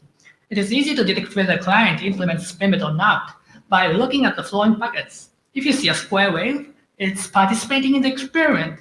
If you see a white noise, it's not. So it's simply to detect whether if a client implements it or not. So why not make it an extension? Andrew Rega, Google. For various reasons, I've been looking a lot at non-parametric estimators of distributions of various quantities. Where this falls in here is that I suspect there's a lot more information you can get out of the VEC about what's happening in the network then is immediately obvious. Some of these estimators are essentially the same computational cost as an EWMA and will track a given percentile of a distribution very, very nicely. The other thing is the same estimators work even if you don't have the spin bit, it's just more expensive. So really what the spin bit gets you is a cheaper way of getting a slightly worse measurement of the RTT than you would otherwise have got by autocorrelating the stream. So the privacy argument is just not there. You can spend the resources, which is not infeasible, and autocorrelate the stream and figure out the RTT anyway. It's just too expensive to do that in a monitoring system for the network. The monitoring system in the network can afford to do the distribution estimators and derive quite a lot of information out of even a single bit spin, but the VEC, it can get a lot. And I suspect a pretty good measure of loss and reordering induced badness. And what do you think the working group should do? So that maybe this is a question actually for everybody, right? So we're trying to get a sense of the room, and we're going to do maybe Hamza or show of hands later. But if the people in the mic line sort of felt, and I don't want to put you on the spot, right? If you don't want to say that, that's fine too. But sort of, I think that's the question we want to answer today. Right. And I'll go ahead and put this on the screen. This captures what we think the options we've heard so far are. So if you want to speak to these or you want to add to the possibilities, please do. Let's not get too fine-grained. We want to keep this relatively coarse-grained for the purposes of a decision. I believe adding anything up to the VEC does no harm. Clear text packet numbers is clearly worse than the VEC. Hi, I'm Emil from Orange.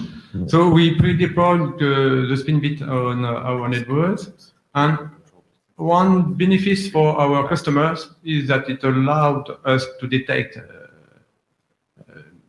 bad behavior of the network before the connection falls back to TCP. So just to say that I support 1 bit for the 0.2 and 2 bit for the 1.1 in the environment. Sorry? What's that? It's an either or between all four.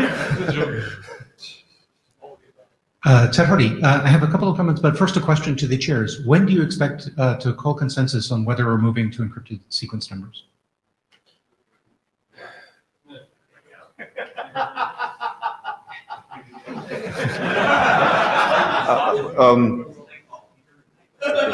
Would you like me to give my comments while you work that out between you? That'd be helpful. It looks like you might need a little moment here. We're starting a second stream over here, and this Okay. stream. I'll go on to my comments then, and possibly at the end we can return to my question.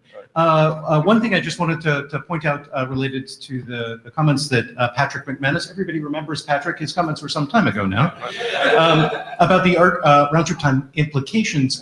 I ran the design team for that, and we could not find privacy implications for them. But I want to be clear that what the design team was asked to do was to look for those implications, not simply to examine whether or not this leaked, because it was an uninteresting question. The answer was yes, that was the intent. If somebody has a different question, for example, whether the VEC leaks more or less than a sequence number, I'd be happy to spin up another design team if the chairs wanted that. I also wanted to note that many people here have offered work to Brian, and I hope you're also offering him money. My personal opinion on what my beloved colleague Ian Sweat said about it going into V1 baffled me, because there's a giant V0 that we've changed enormously, and the idea that anything we put into V1 will be with us for the end of time seems a very, very strange conclusion to draw from that experience. And in fact, I draw the opposite one. I also wanted to go slightly into the question of ossification. I do think there is a risk of ossification here, but I don't think it's the risk people are seeing. I think people are worried that if they put this into V1, it will be hard to rip out, and it will ossify both the expectations of the network operators and the expectations of the stack. I think the bigger risk here is that if we continue to push things into the network without explicit signal as an architectural choice, people will ossify into staying with TCP instead of moving to them when they would otherwise gain benefits from doing so. So that's the point of applause. You people are geekier than I thought. Wow. Oh, wait, they're applauding for TCP, according. According to Daniel Gunn-Gilmore, who definitely was not applauding for TCP, let me just do that. And I have stalled enough. Do you guys have an answer to my first question? Sorry. We're being interrupted, so give us a moment. We have another So just came I'm in. going to turn it over to Daniel Gunn-Gilmore to stall for a while. Hang on, we got an answer for you. Oh. We do have an answer. So, sorry. Yes, one of us needs to stop using the microphone. Can you play some music just for a second? We are about to announce the formation of a design team on the packet number encryption. It took a little while to shake out the participation. I think the email should be coming as soon as one of us has a second to type. So there's a people that basically have started to work on this already. We're going to form one of those things that are going to come back with something that looks like a PR. My guess is that we would try to land this PR sooner rather than later because it obviously affects the invariance. And therefore, my guess is that we would do this within the next 4 weeks. Martin says it doesn't impact the invariance. Okay, well, then Martin's right. So then my answer to your question here is clearly number 2. It doesn't belong in the invariance of this section, but it does belong in V1. Thanks. And just to give a little context around that, so far from what I've heard in the room, it seems like there are warm feelings about the VEC. It also seems like people haven't had enough time to look at it, and we need to examine it. Yes, so a design team might indeed If you would be the like a right design solution. team around that, I am happy to spend some energy on that. Okay, so different design team. Yeah, VEC, for the VEC. Yeah. Thank you for offering to do that, Ted. We'll definitely keep that in mind. Daniel Gunn-Gilmore. I will answer this question. That wasn't what I got in mind for. I prefer to lead out the spin bit for V1. So that means 4, which also means 3. I don't see the difference between 3 and 4 because there's nothing stopping anyone from negotiating extension if we don't put it in V1. I think the difference, just so maybe others have this missing the distinction, the difference is that option 3 means we would publish an experimental RFC that if you wanted to experiment with spinning the bit, here's a good way how you would spin a bit. So pick one. This is the right group to produce such an experimental RFC. So sure, yeah, but that means it's not in But V1. 4 is basically we are not spending cycles on even doing the experimental RFC out of this group. That's the difference between 3 and 4. Okay. Well, I mean, if it's going to happen, I would prefer it happen in this group because this group has the expertise for it. So, right. I actually got in line to respond to a comment from Brian a few years ago at this mic line. Wow. Just in particular, he said that he was unconcerned about traffic analysis countermeasures because of the inevitability of traffic analysis on internet traffic. And while I share his fear, I want to encourage people in this room to not share his nihilism. Your comment was a form of traffic analysis nihilism, and I don't think we can afford to do that. Certainly, we don't understand it very well. But Brian, I want many meaty research questions for you to be gainfully employed on for years. And if we give up on traffic analysis now, then that will not be possible. So, yeah. So I want to inject just really quickly. Not sure what hat I'm wearing, but I've heard in a couple of the recent comments the assertion that if we put it in V1, that, well, if we don't like it or it doesn't turn out well, we can just go and mint a V2. That's very true, except that we have agreed that V1 is primarily about HTTP. So we're going to mint a new version of HTTP that uses QUIC V1. It's not clear if the HTTP community will decide to adopt a V2. That's not a natural transition potentially. Just wanted to highlight that. Brian. If I may do an AD interrupt just to say something that may be helpful to focus the discussion. Since we just used the words a few years ago at the mic line, it seems reasonable to say that there are a number of possible answers for when the working group might make a decision, and today is part of that possible set. My decision to charter QUIC was made at the same time that we made the decision to not charter Plus. So I made the intentional decision that we would not wander around through that space in the IETF for a while. And it is not okay with me to have the Plus working group as part of the QUIC working group after we decided not to make the Plus working group. That doesn't make sense to me. Now, this is a big room, and almost all of you are non-com eligible, which means you can sign recall petitions. But that's the way I'm seeing it. Doesn't have to be today, but if we're having this conversation after a while, I don't think that's a win. Thank you, Spencer. Sorry, conferring with the referees. All right. I missed that point. There was a mention of 2026. First, I'm going to apologize to DKG for encouraging nihilism about traffic analysis for anyone. I just don't have the cycle to work on it. I think other people can. Please don't let me discourage you. I don't have any money to pay you to do the research. Sorry. I'm pretty firmly on 2 here, spin bits and quick V1. I heard a lot of people volunteering me to do work. If there is an indication that comes out of this that there is work that will lead to experimentation with this signaling at scale, I am happy to do that work. If it comes down to 3 or 4, I don't know how many cycles I have for that. So just in terms of, people volunteering me to do stuff, just want to let you know. I tend to also agree with Ecker. I'm leaning toward spin plus VAC plus encrypted PN is the right way to go. I mean, I know we're not calling that right now. I think that seems superior to me because there looks like there's information in the signal we can use for other stuff. We haven't done that work yet. Like I said, what can we get out of the VAC? That there's still some research in there. But the explicitness of this signal, I think, is a gigantic win. So, okay. Are the lines closed, or can I run back to back now? You can run back one more time, Brian. I'd like folks to Brian did something very nice there, which was he expressed what he preferred, but also what he can live with. Oh, look, it's the screen. So if everyone else can do that, we just got a fairly strong direction from our area director that he did not want this to be on our critical path for shipping our deliverables. And he explained why. So especially if you can, talk to, I think probably, option 3 here, option 4, option 1, putting in the invariance is something that is very much on the critical path. So we need to hear why that really needs to be beyond we think it gets it deployed more. So please go ahead.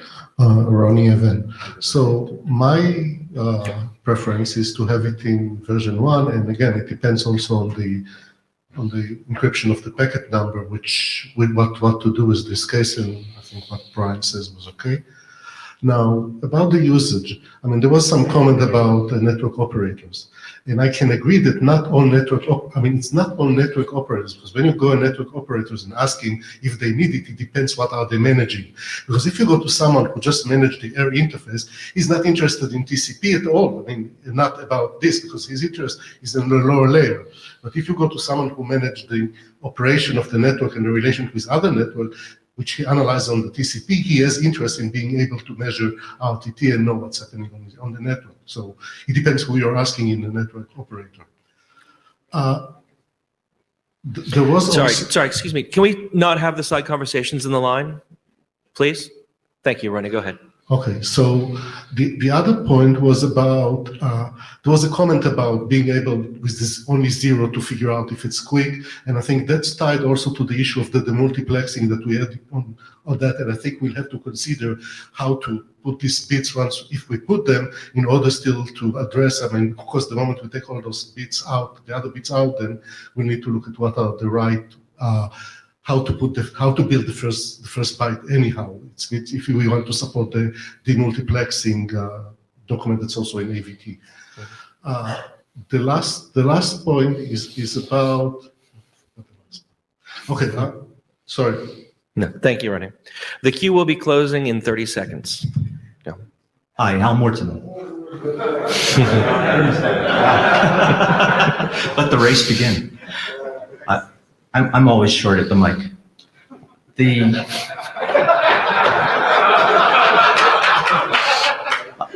To Ronnie's point, basically to Ian and others, yeah, I experienced the same thing. You go to NANOG, you'll talk to a lot of guys who are peering experts and BGP experts. They won't really care about troubleshooting user flows. That's important. When it comes to the patterns changing, like the unreliable streams, the ACK reduction, all the things that can change, that's kind of like just describing the day in the life of passive measurement designers. If it changes, we have to change it tomorrow. So I think that's the role that we're in, following what others do. We have to make the measurements work if they're going to work. For all who want more study, Brian's slides did not cover the entire draft. Please read the memo. One of the things that was studied in there is one of the things that Andrew brought up, this autocorrelation, where you can just look at inter-packet times and try to tell what the round-trip time is from that. Andrew, it's really hard to make that work. And the draft points to a reference for that. It's probably even harder to make it work with QUIC, where we don't understand right now what the inter-packet dynamics are going to be.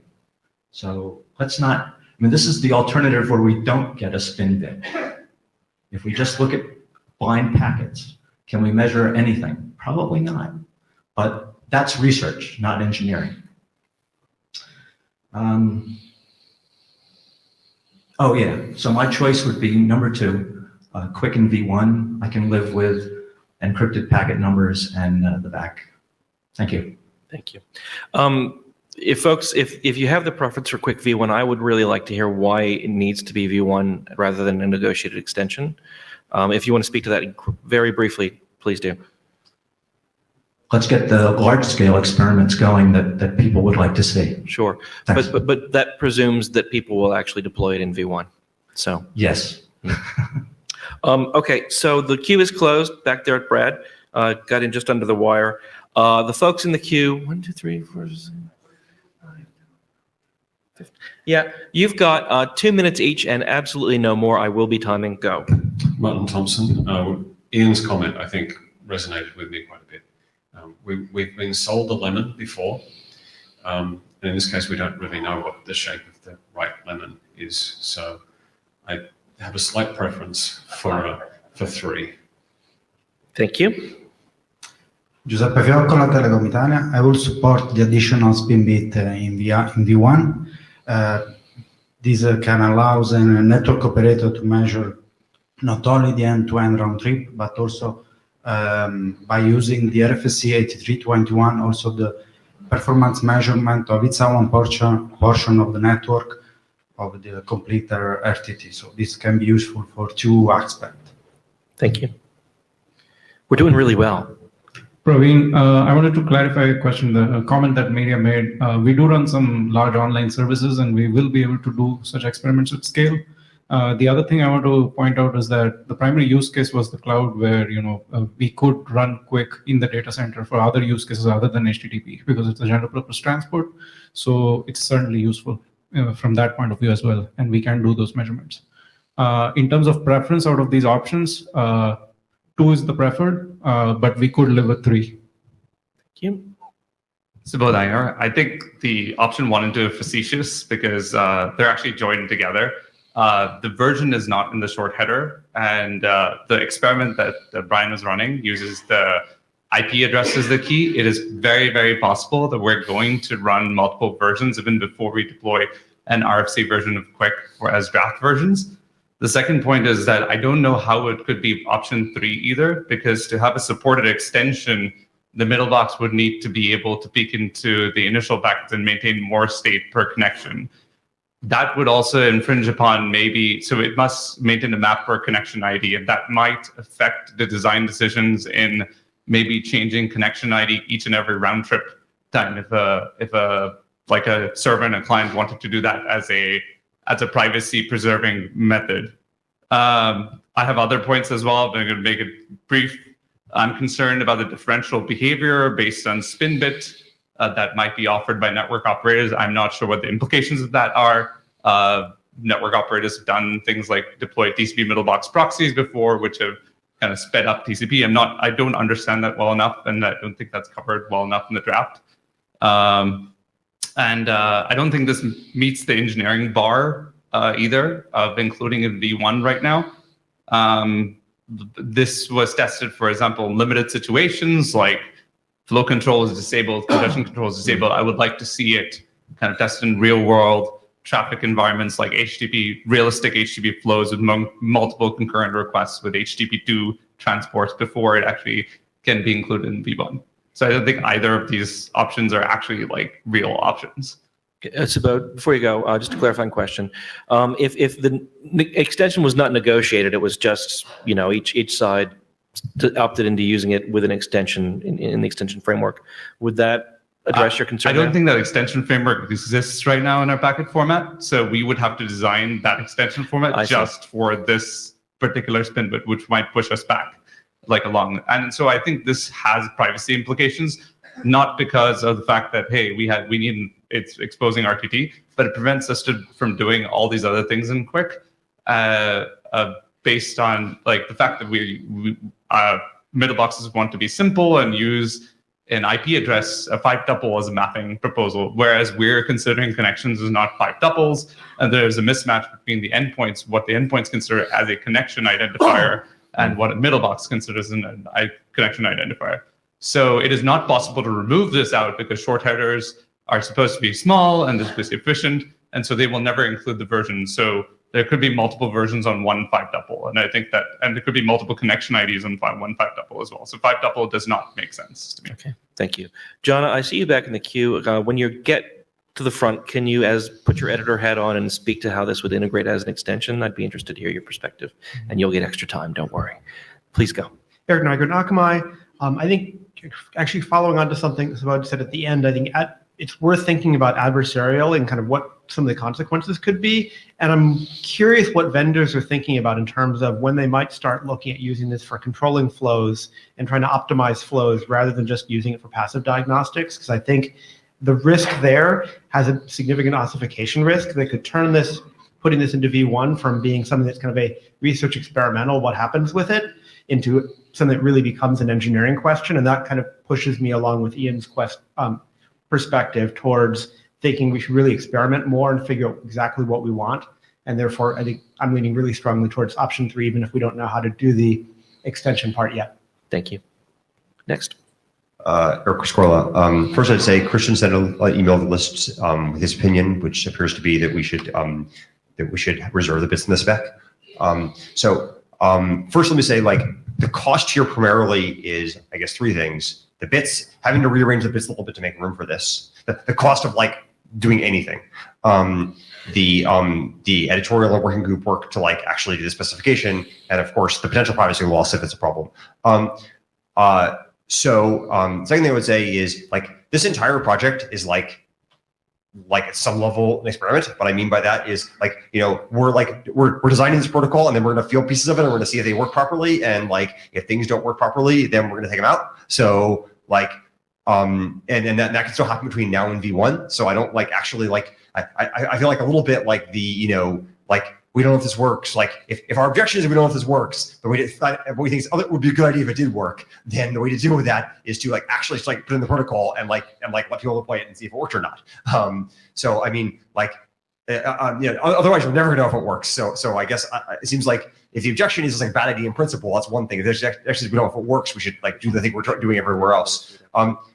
I guess one thing I hope Brian will say when he gets up, because I'm actually not particularly clear on this point, is I understood that basically if client didn't participate, that Brian's measurement framework was able to process that fact properly and was able to ignore the clients that weren't participating. And if that's true, I don't see why we need a negotiated extension. Clients either do it or they don't do it, and servers either do it or they don't do it, and Brian's measurement framework figures that out. If that's not true, I'd like to understand that point. But if it is true, then these questions of negotiated extensions are irrelevant, and the only question is, do we define the do we make room for the bits and have somewhere to find the semantics of them?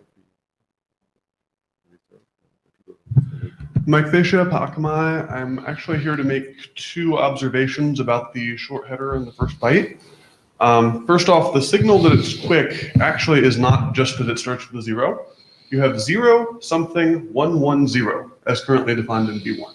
So the signal that it's quick V1 is 4 bits out of the first byte. Of those remaining,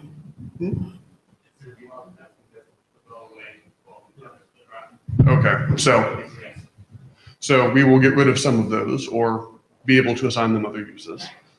Then we have the 3 bits of the type field. Currently, the only thing we communicate with type is the length of the packet number. And as part of the existing packet number encryption proposal, we were going to move to varint for that anyway. So we're not doing anything with those type bits. I'm kind of leaning toward 3A, that we block those bits off as reserved, and let's do an experimental RFC. If people want to play with it, fine. And we'll figure out if it's something we want to bake into V2 in the future. So to be cool, when you say block off, you don't mean put them in the invariance, you mean just have them undefined in V1. Correct. Thank you. And I think it would be a very bad idea to put them in the invariance. Dan Brutzer, AT&T. It's been a long exercise, but I think there are a couple of things that I wanted to say. One is related to architectural principles, that the discussion took the right direction, basically, with the opt-in and with the explicit signaling. And I think it's the right way to avoid guessing in future protocols. And the second one is more process between the experimentation and the ability to do the privacy analysis. I think these were 2 things that kind of gave the proof that this thing makes sense. So I personally think that we should opt for SpinBit in V2. We should put it in V1. I'm sorry, in V1 with even if at the risk that we may do a little bit of a privacy analysis for an extra bit or so. I think it really needs to be in V1. So thank you. Jana Angar. I'll quickly state what I was going to come up and say was my opinion, which was going to be number 3 at best, and not 4. But not 2 or 1, because I think 2 and 1 both put the spin bit on the critical path. And now with the editor hat on, I'll say that that's actually a real issue. We are still trying to shoot for November, and it's becoming increasingly clear to me as we go through this conversation that there are corner cases here, and there are edge situations that as we start writing this up, the issues list is going to explode again. And I'm terrified of that. We just spent a whole week trying to really trim it down and really get it under control. And if you have to repeat the exercise again and again, that's not going to be a lot of fun.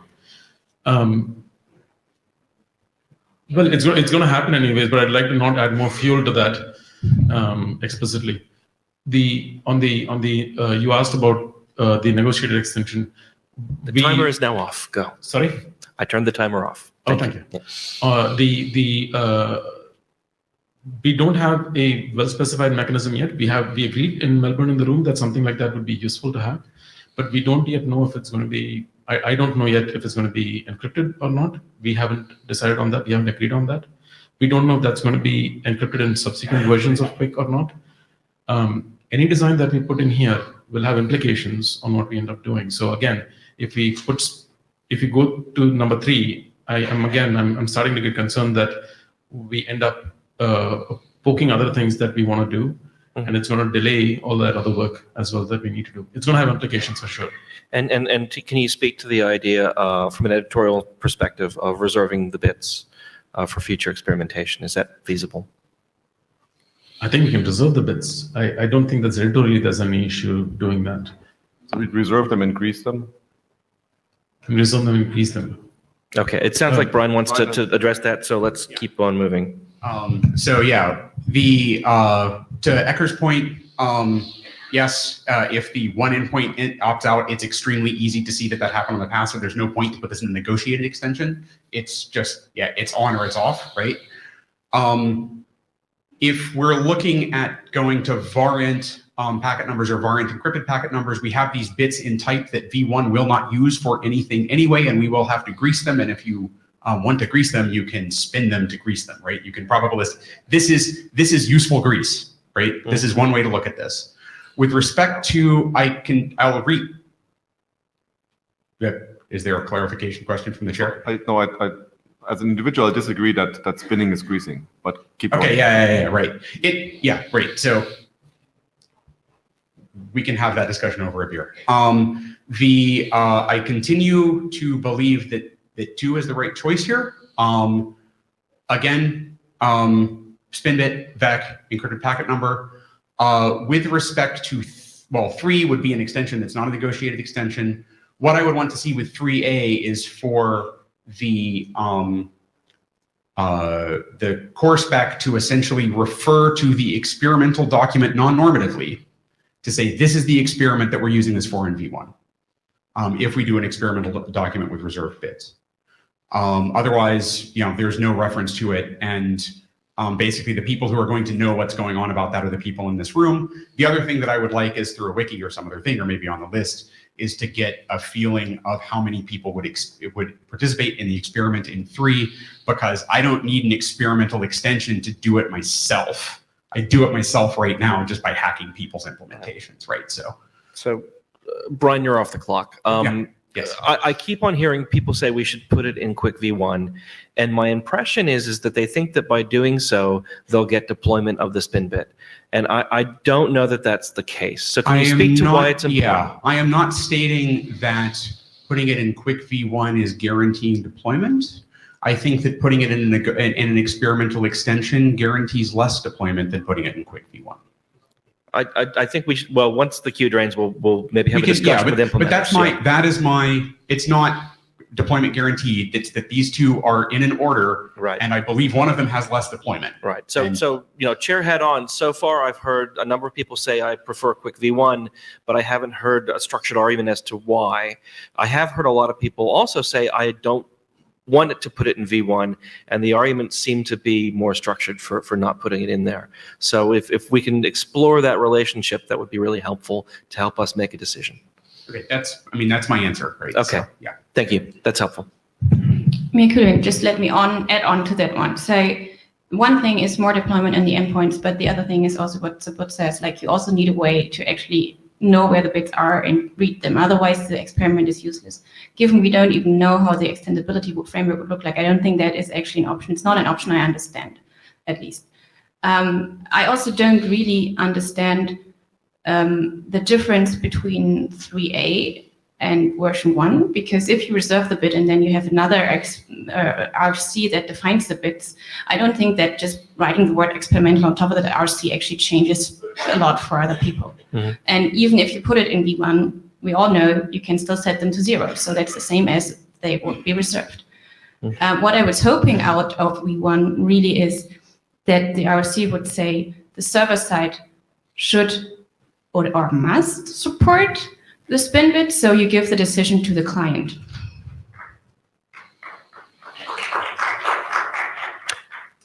Chris Seal Hutchison. My preference, I'm an operator. Yep. The preference is option 2. The main reason is I wanted, just like Brian said, I want a reasonable sample size. And if it goes too experimental, I think there won't be enough. And the reason we actually do this now with TCP/ACKs, and we use it for early detection of congestion, and that in turn then feeds upgrading the network. So I suppose the point is, if you make us blind, then we either have to, it's a sort of just-in-time, efficient, cost-effective management of a network is about just-in-time upgrades and things. If we don't know that we need to upgrade until it's too late, it's a bad customer experience. If we upgrade way too early, then we've deployed CapEx when we don't need to. Thank you. Thank you. Jörg, I want to come back to this point that was just made about what we can gain from TCP sequence numbers and so on. It occurs to me that if you look at a flow of TCP sequence numbers and ACKs, you are inferring a signal directly from stuff that's happening that is making up the actual data exchange. Whereas the Spinbit is an independent signal, irrespective of your other connection progress. So you can tweak that way more independently. At least it seems so. And so it looks like we are all assuming well-behaved clients that don't try to game whatever the operator does. So right now we have been thinking about people looking at, we are going to do measurements, but probably you're not just going to do measurements and say, we have this RTT, but you're also going to have certain assumptions or maybe reactions. So I'm wondering whether we could take some time to investigate what an individual flow can do by lengthening your period, which is easy to do. Maybe shortening this to shortening the expected RTT is more difficult to do. But if you have one or more, one client, one connection, a set of colluding ones, how they can actually manipulate or drive network behavior. I don't think this has been investigated. And so we are just making too many positive assumptions at this point. So this is why I would probably, from my side, even though I don't have a strong feeling and I don't have any bets in here, I probably go for option number 3. For 3A, the main question is if you reserve bits now and you need one of them later, how many bits would you want to reserve and would you take this back? So I'm not sure that reserving the bits as of 3A is necessarily future-proof. Okay, thank you, Jörg. I just wanted to mention when we set up this conversation a few months ago, that was one of the items that we called out explicitly was, how can this signal be gamed? What are the systemic effects? And we didn't really see any response to that. So I share your frustration that wasn't explored. Sorry? You have a slide. Of course you do. Oh, well, maybe in a little while. Okay, thank you. Go ahead, Ian. Ian Sweat, Google. I wanted to comment on the negotiate extension and the exact approach that I am proposing we use. We have a way to change quick. It's called version negotiation. This is an excellent opportunity to use it right out of the box, opposed to waiting and trying to mint V2 and realizing it doesn't actually work. So I actually think this is an excellent test that our version negotiation is actually functional. And so I'm specifically saying we should define a 4-byte quick version that is run concurrently with quick v1. And if you say that you are using that version, which is in the clear and very easy to look at, assuming you actually do get to see the handshake from a middle box perspective, then that means you are using the spin bet and our bits and defines how you are using them very clearly. So there's none of this we might be greasing it, we might not be BS. It's just these 4 bytes mean we're using the spin bits and this is how. And that's kind of what I have in mind in what I. Well, none of these things work with connection. Okay, well, I mean, it doesn't work any better or worse with connection migration. Is this effectively what you're proposing, 3B? Sorry. 3B? I'm saying that's my embodiment of how I think 3 should work. Okay. That's what I intended 3 to be. Yeah. I just want to mint a version and say it means. So the nice part about this is from the version you can tell. Yeah, I mean, in many ways, you can say it's very, very similar to the quick v1 option. Yeah. But now I have a version that defines how I'm using the bits, which means it actually exercises the version negotiation capability, and I think it's sure. Ted. Ted Hardy, I have a clarifying question. You said earlier that if HTTP was defining a version to run over quick, would in a case like this it be defined to run over all versions of quick of this type?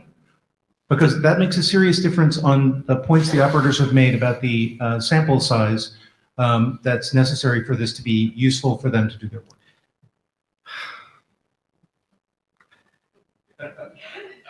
Sorry.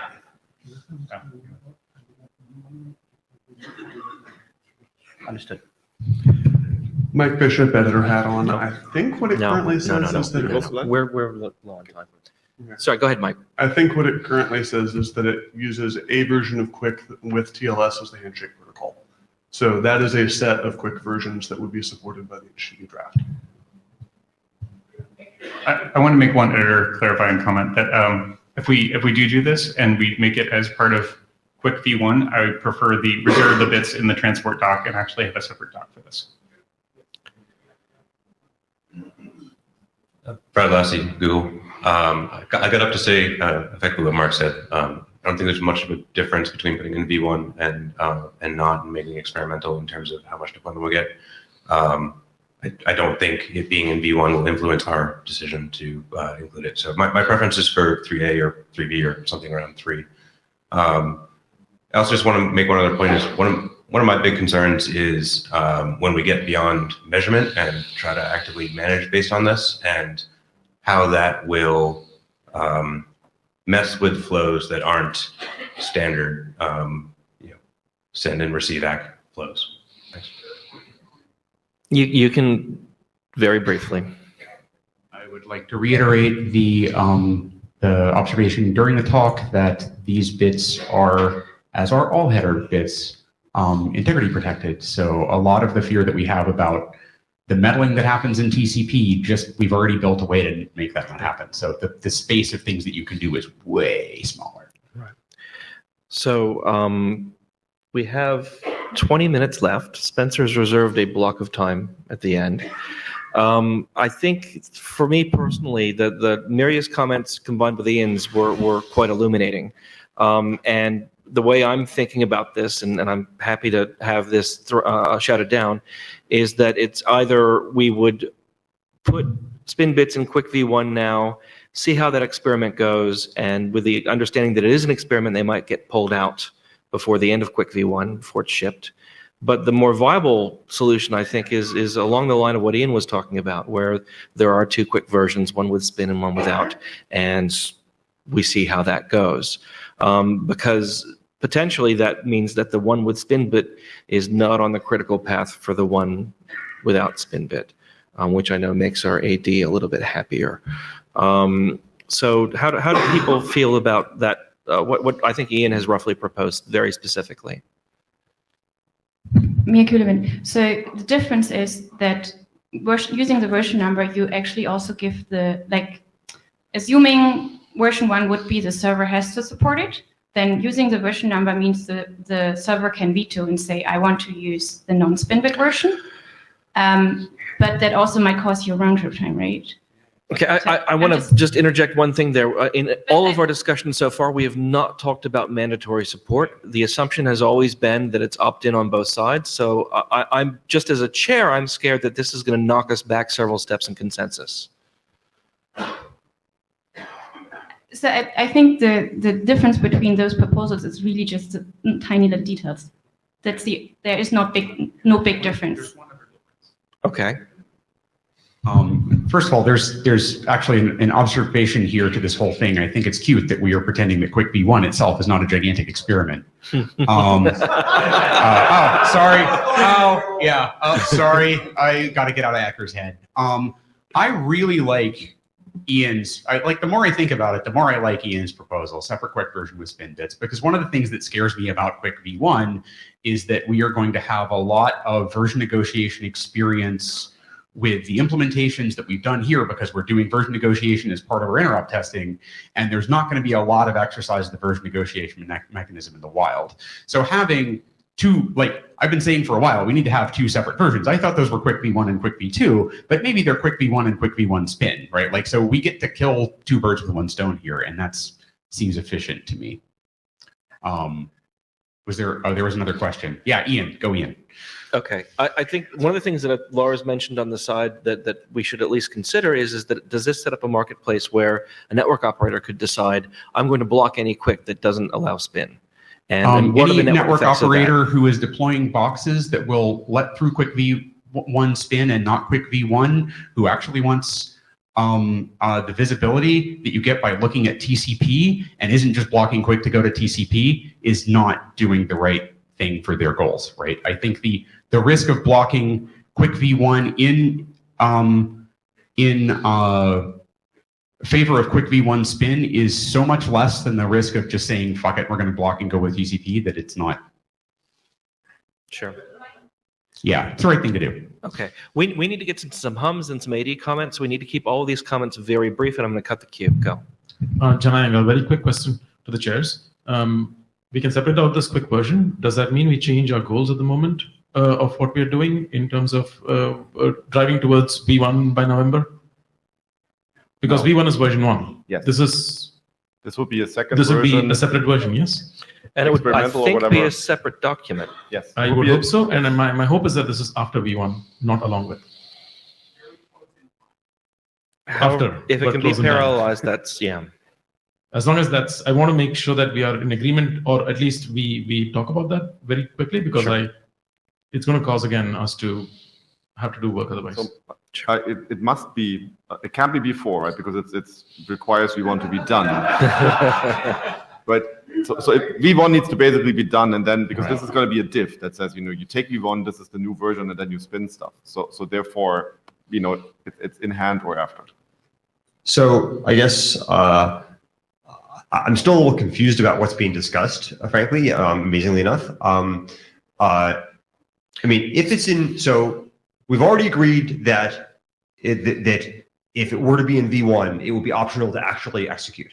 And so if it were in V1, then you would like only have no wire signal and you either send spin bits or you would not send spin bits. And so there's a question about whether you wish to have an explicit network signal about whether you're sending spin bits or not. And if you do, then we should have one. If you don't, then we shouldn't have one. If we don't need one, then there's no point in putting it there's no point in having a separate version.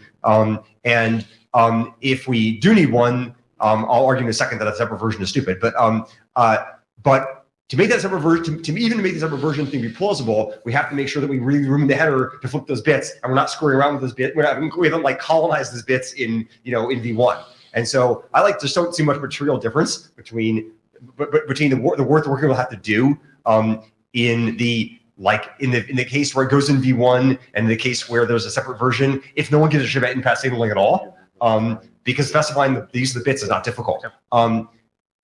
Separately, if we do think it's important to have explicit indications on the wire, like please let's not do a separate version. Like the idea we have to have like orthogonal, like we have to, like a combinatorial explosion of versions every time you introduce a feature, like is like a trivial feature is just crazy. That's why we're doing an extension negotiation mechanism in the first place. This is a classic use of why you want extension negotiation. If we want to exercise the version negotiation function, let us define QUIC1 and QUIC-V -1. Okay. 1 minute each. Ronnie, first of all, 3B is still experimental. I was not sure to understand that, because is it a regular version, standard be a different transport version, or is it be an experimental RFC? That's why is it 3B and not a separate item in there? That's just to preserve the numbering so people don't get confused. Okay. Now, so from my point of view, 2 and 3B are okay. The reason for 3, the experimental, I think that we're talking here about the transport, but this transport is typically some other standard body are defining what transport are used in a network. And they will reference such documents. And they can reference a document that we have without spin bit or with spin bit, but they need the document to reference for that. And I assume that in 3B, we means that they will progress in parallel and not sequentially. Thank you. Subodh. So I think that 3B there are a lot of dragons lurking in there, which like it seems quite simple as it's described, but it's actually like probably way more complicated. It's not as simple as the mechanism Brian described in his draft of like, just look at the 5 tuple and you're done. You have to maintain a lot more state for that. So like before anything, you need to see what the solution is and iron out all the dragons. And I think that anything that we do, even for a separate version, I think if a mailbox is going to look at it, it will practically have to be an invariant. And since it has to be an invariant, I'm kind of opposed to the idea of putting an experimental thing inside an invariant. And so this is like a circular argument here, but I think that as it has proved, like this cannot be a separate version, and this cannot be an invariant either. So we need to come up with a separate version negotiation mechanism. We need to put in the work to do that if we want to propose this, and this might push back other work in the long header format. Exactly 1 minute. Congratulations. Ian Sweat, Google. I wanted to address Mary's comment about the extra round trip. I was going to say that in practice, I expect most experiments, at least initially, to use the L-Service advertisement mechanism, and so the peer would just learn about it via HTTP and then like do it the first time. Basically, we just not do it once. So I don't think there'd be actually any practical hit on user experience. And then on the idea of negotiating extensions, the extension negotiation mechanism that I have in mind is encrypted, because most of the extensions I want to do I want to be entirely encrypted, and so I don't really want to use that extension negotiation mechanism to negotiate something that is outside the encrypted envelope. That seems weird to me. So I mean, we could do that, but the point here is to like actually give the path information. So why are we trying to do that negotiation in an encrypted way when the whole point is to give the path information? Thank you.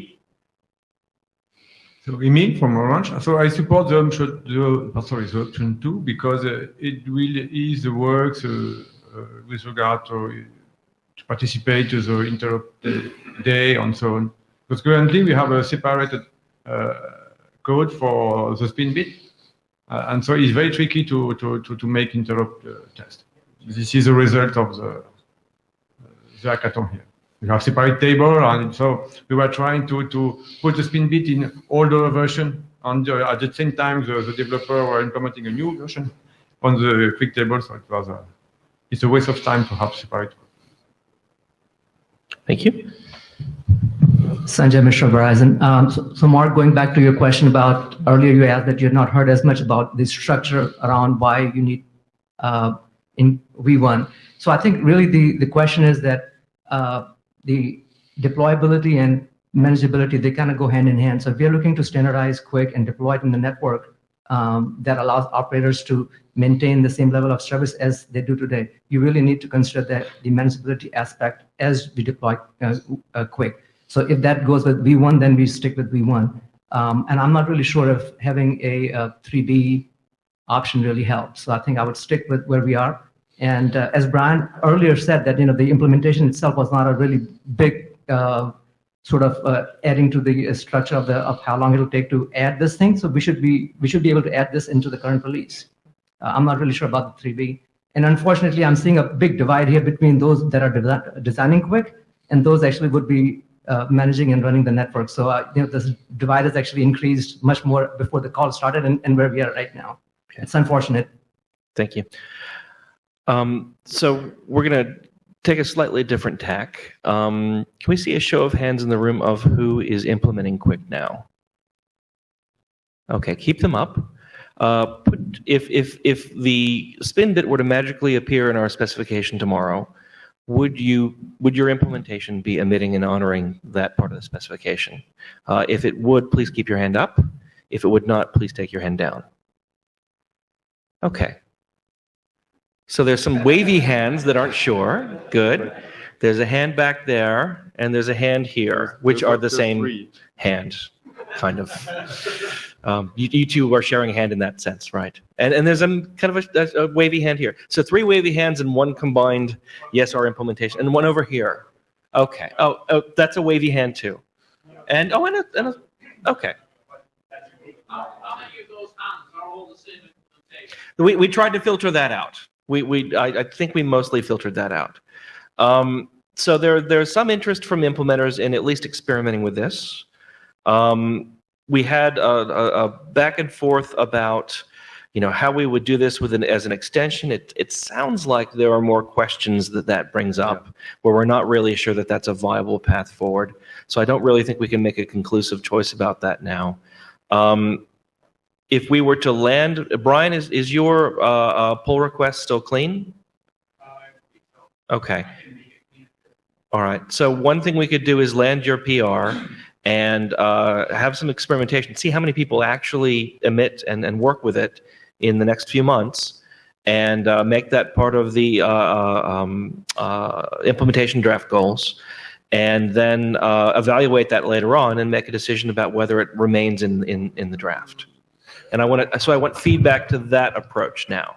I would, that seems like a good approach going forward. Hi, Brian Trammell. That seems like a good approach going forward. One other thing that I heard in the room is that there is, tied to the emerging consensus around encrypting the packet number, there seems to be a lot of support for VEC, and I would volunteer to do another PR to add the VEC when the encrypted packet number lands. For purposes of sanity, I consider VEC a separate discussion. Yeah, okay, that's fine. Yeah, I'm happy to clean up and land the 1-bit spin. I'm trusting the people in line to be as brief as they possibly can. Just addition to your poll of who, the implementers if it wasn't in V1, just experiment. Sorry? Rerun the poll if we did if we would implement in the future. If it wasn't in V1. Okay, so same question. If you're an implementer and we did it sometime in the future, would you emit these bits? I see wavy hands from the Google guys at front, and a wavy hand from Akamai still, and still a strong hand from Microsoft, and a wavy hand. So same set of hands. I don't think that moves the needle. Please go quickly. Ronnie, I think the problem is that the ones who are wants it are not the ones that are implemented the client side. They are the ones that transit the network, and eventually they will ask for that either by specifically asking or by blocking. I mean, that's what will happen. So you can say you don't want to implement it. Doesn't mean much. It depends what will happen actually in the networks once it started to be more deployed. Jana Iyengar, editor hat on. This will make life very difficult. Not just in terms of managing the text, but in terms of mechanisms. I'm really hoping that after the IETF we start, getting into the packet number encryption issue and try to land a solution to that. This just sort of stalls everything up until we can resolve it. But we're talking about resolving it today. No, effectively. Once the PR is landed, the document has to be self-consistent. Yes. Yes. And we have to figure out how to make sure that everything else that lands after this is going to be handling spinbit. Okay. As a chair, I have every sympathy and I want to do everything I can to support you as editors, but we cannot make editorial convenience a gating factor for the decisions we make. I'm sorry. Martin. Yeah, Martin Thompson. Despite what you just said, I agree with John on this one. We're talking about polls. This one would be another one in the tent. It's not a long one. I agree, but it's just another one. We've got a lot of work. I understand. Yeah. And I don't see any problem with a separate document, frankly. If I could make a statement really quick, just to inform, so that everyone knows what the chairs know. I asked for 3 minutes if the hums were not going well and 1 minute if they were. I believe we have 5 minutes and we haven't taken these hums. Do the right thing. Ted Hardy, I thought your poll had interesting results. I would be also interested to hear the results of you asking the people in the room who run networks, how many would use the signal to measure RTT if it were available? That's a good question. Who in the room runs a network? Try to deduplicate yourselves if you can. Okay.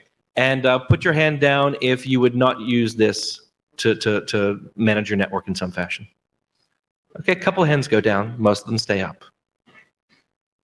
Okay, Lars. Lars Egger from the floor, and not as chair, but sort of what you proposed, or I think what I heard you propose, actually changes how we work, right? We don't land PRs and then unland them.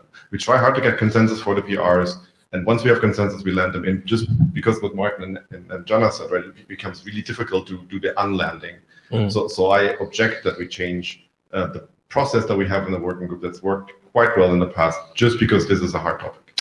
So one thing we could do is, to address that, one thing we could do is leave a couple of, a combination approach, I suppose. We could reserve a few bits, have a separate document that describes how to use those bits, and if at the end of our process we agree that this is indeed useful and is actually getting implementer take-up, we can incorporate that into the spec before it ships as V1. Marcus Hiller, just want to say that not implementing endpoints, but I'm implementing measurement devices that use this, and I would be happy to contribute to any work that needs to be done now in the short term to get this moving. Okay. So the most recent, Jana, you went on?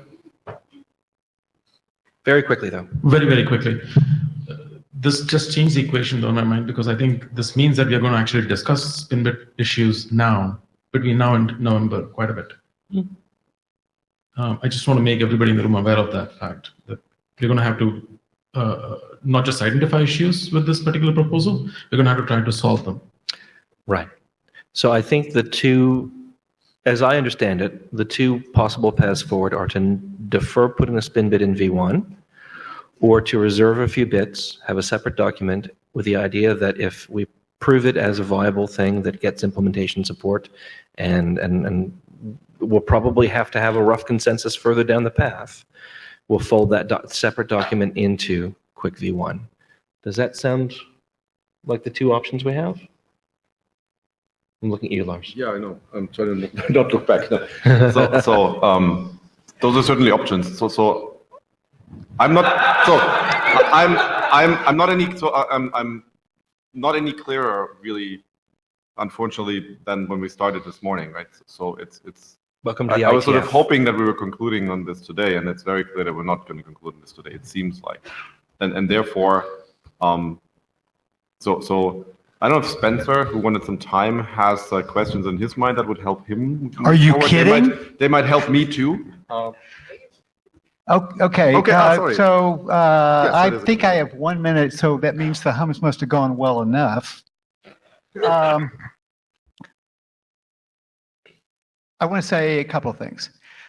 This is a way, I think this is the most positive conversation on this topic that I have seen since the RFC on pervasive encryption being an attack was published. I would like to thank the working group for that, and I would like to thank the chairs especially for that, because even though all the transport working group chairs take a lot of crap, these guys managed to still stand out. So I would like to thank you all for that. I want to say one other thing. So I got the you're not have a real fuzzy feeling about the direction yet.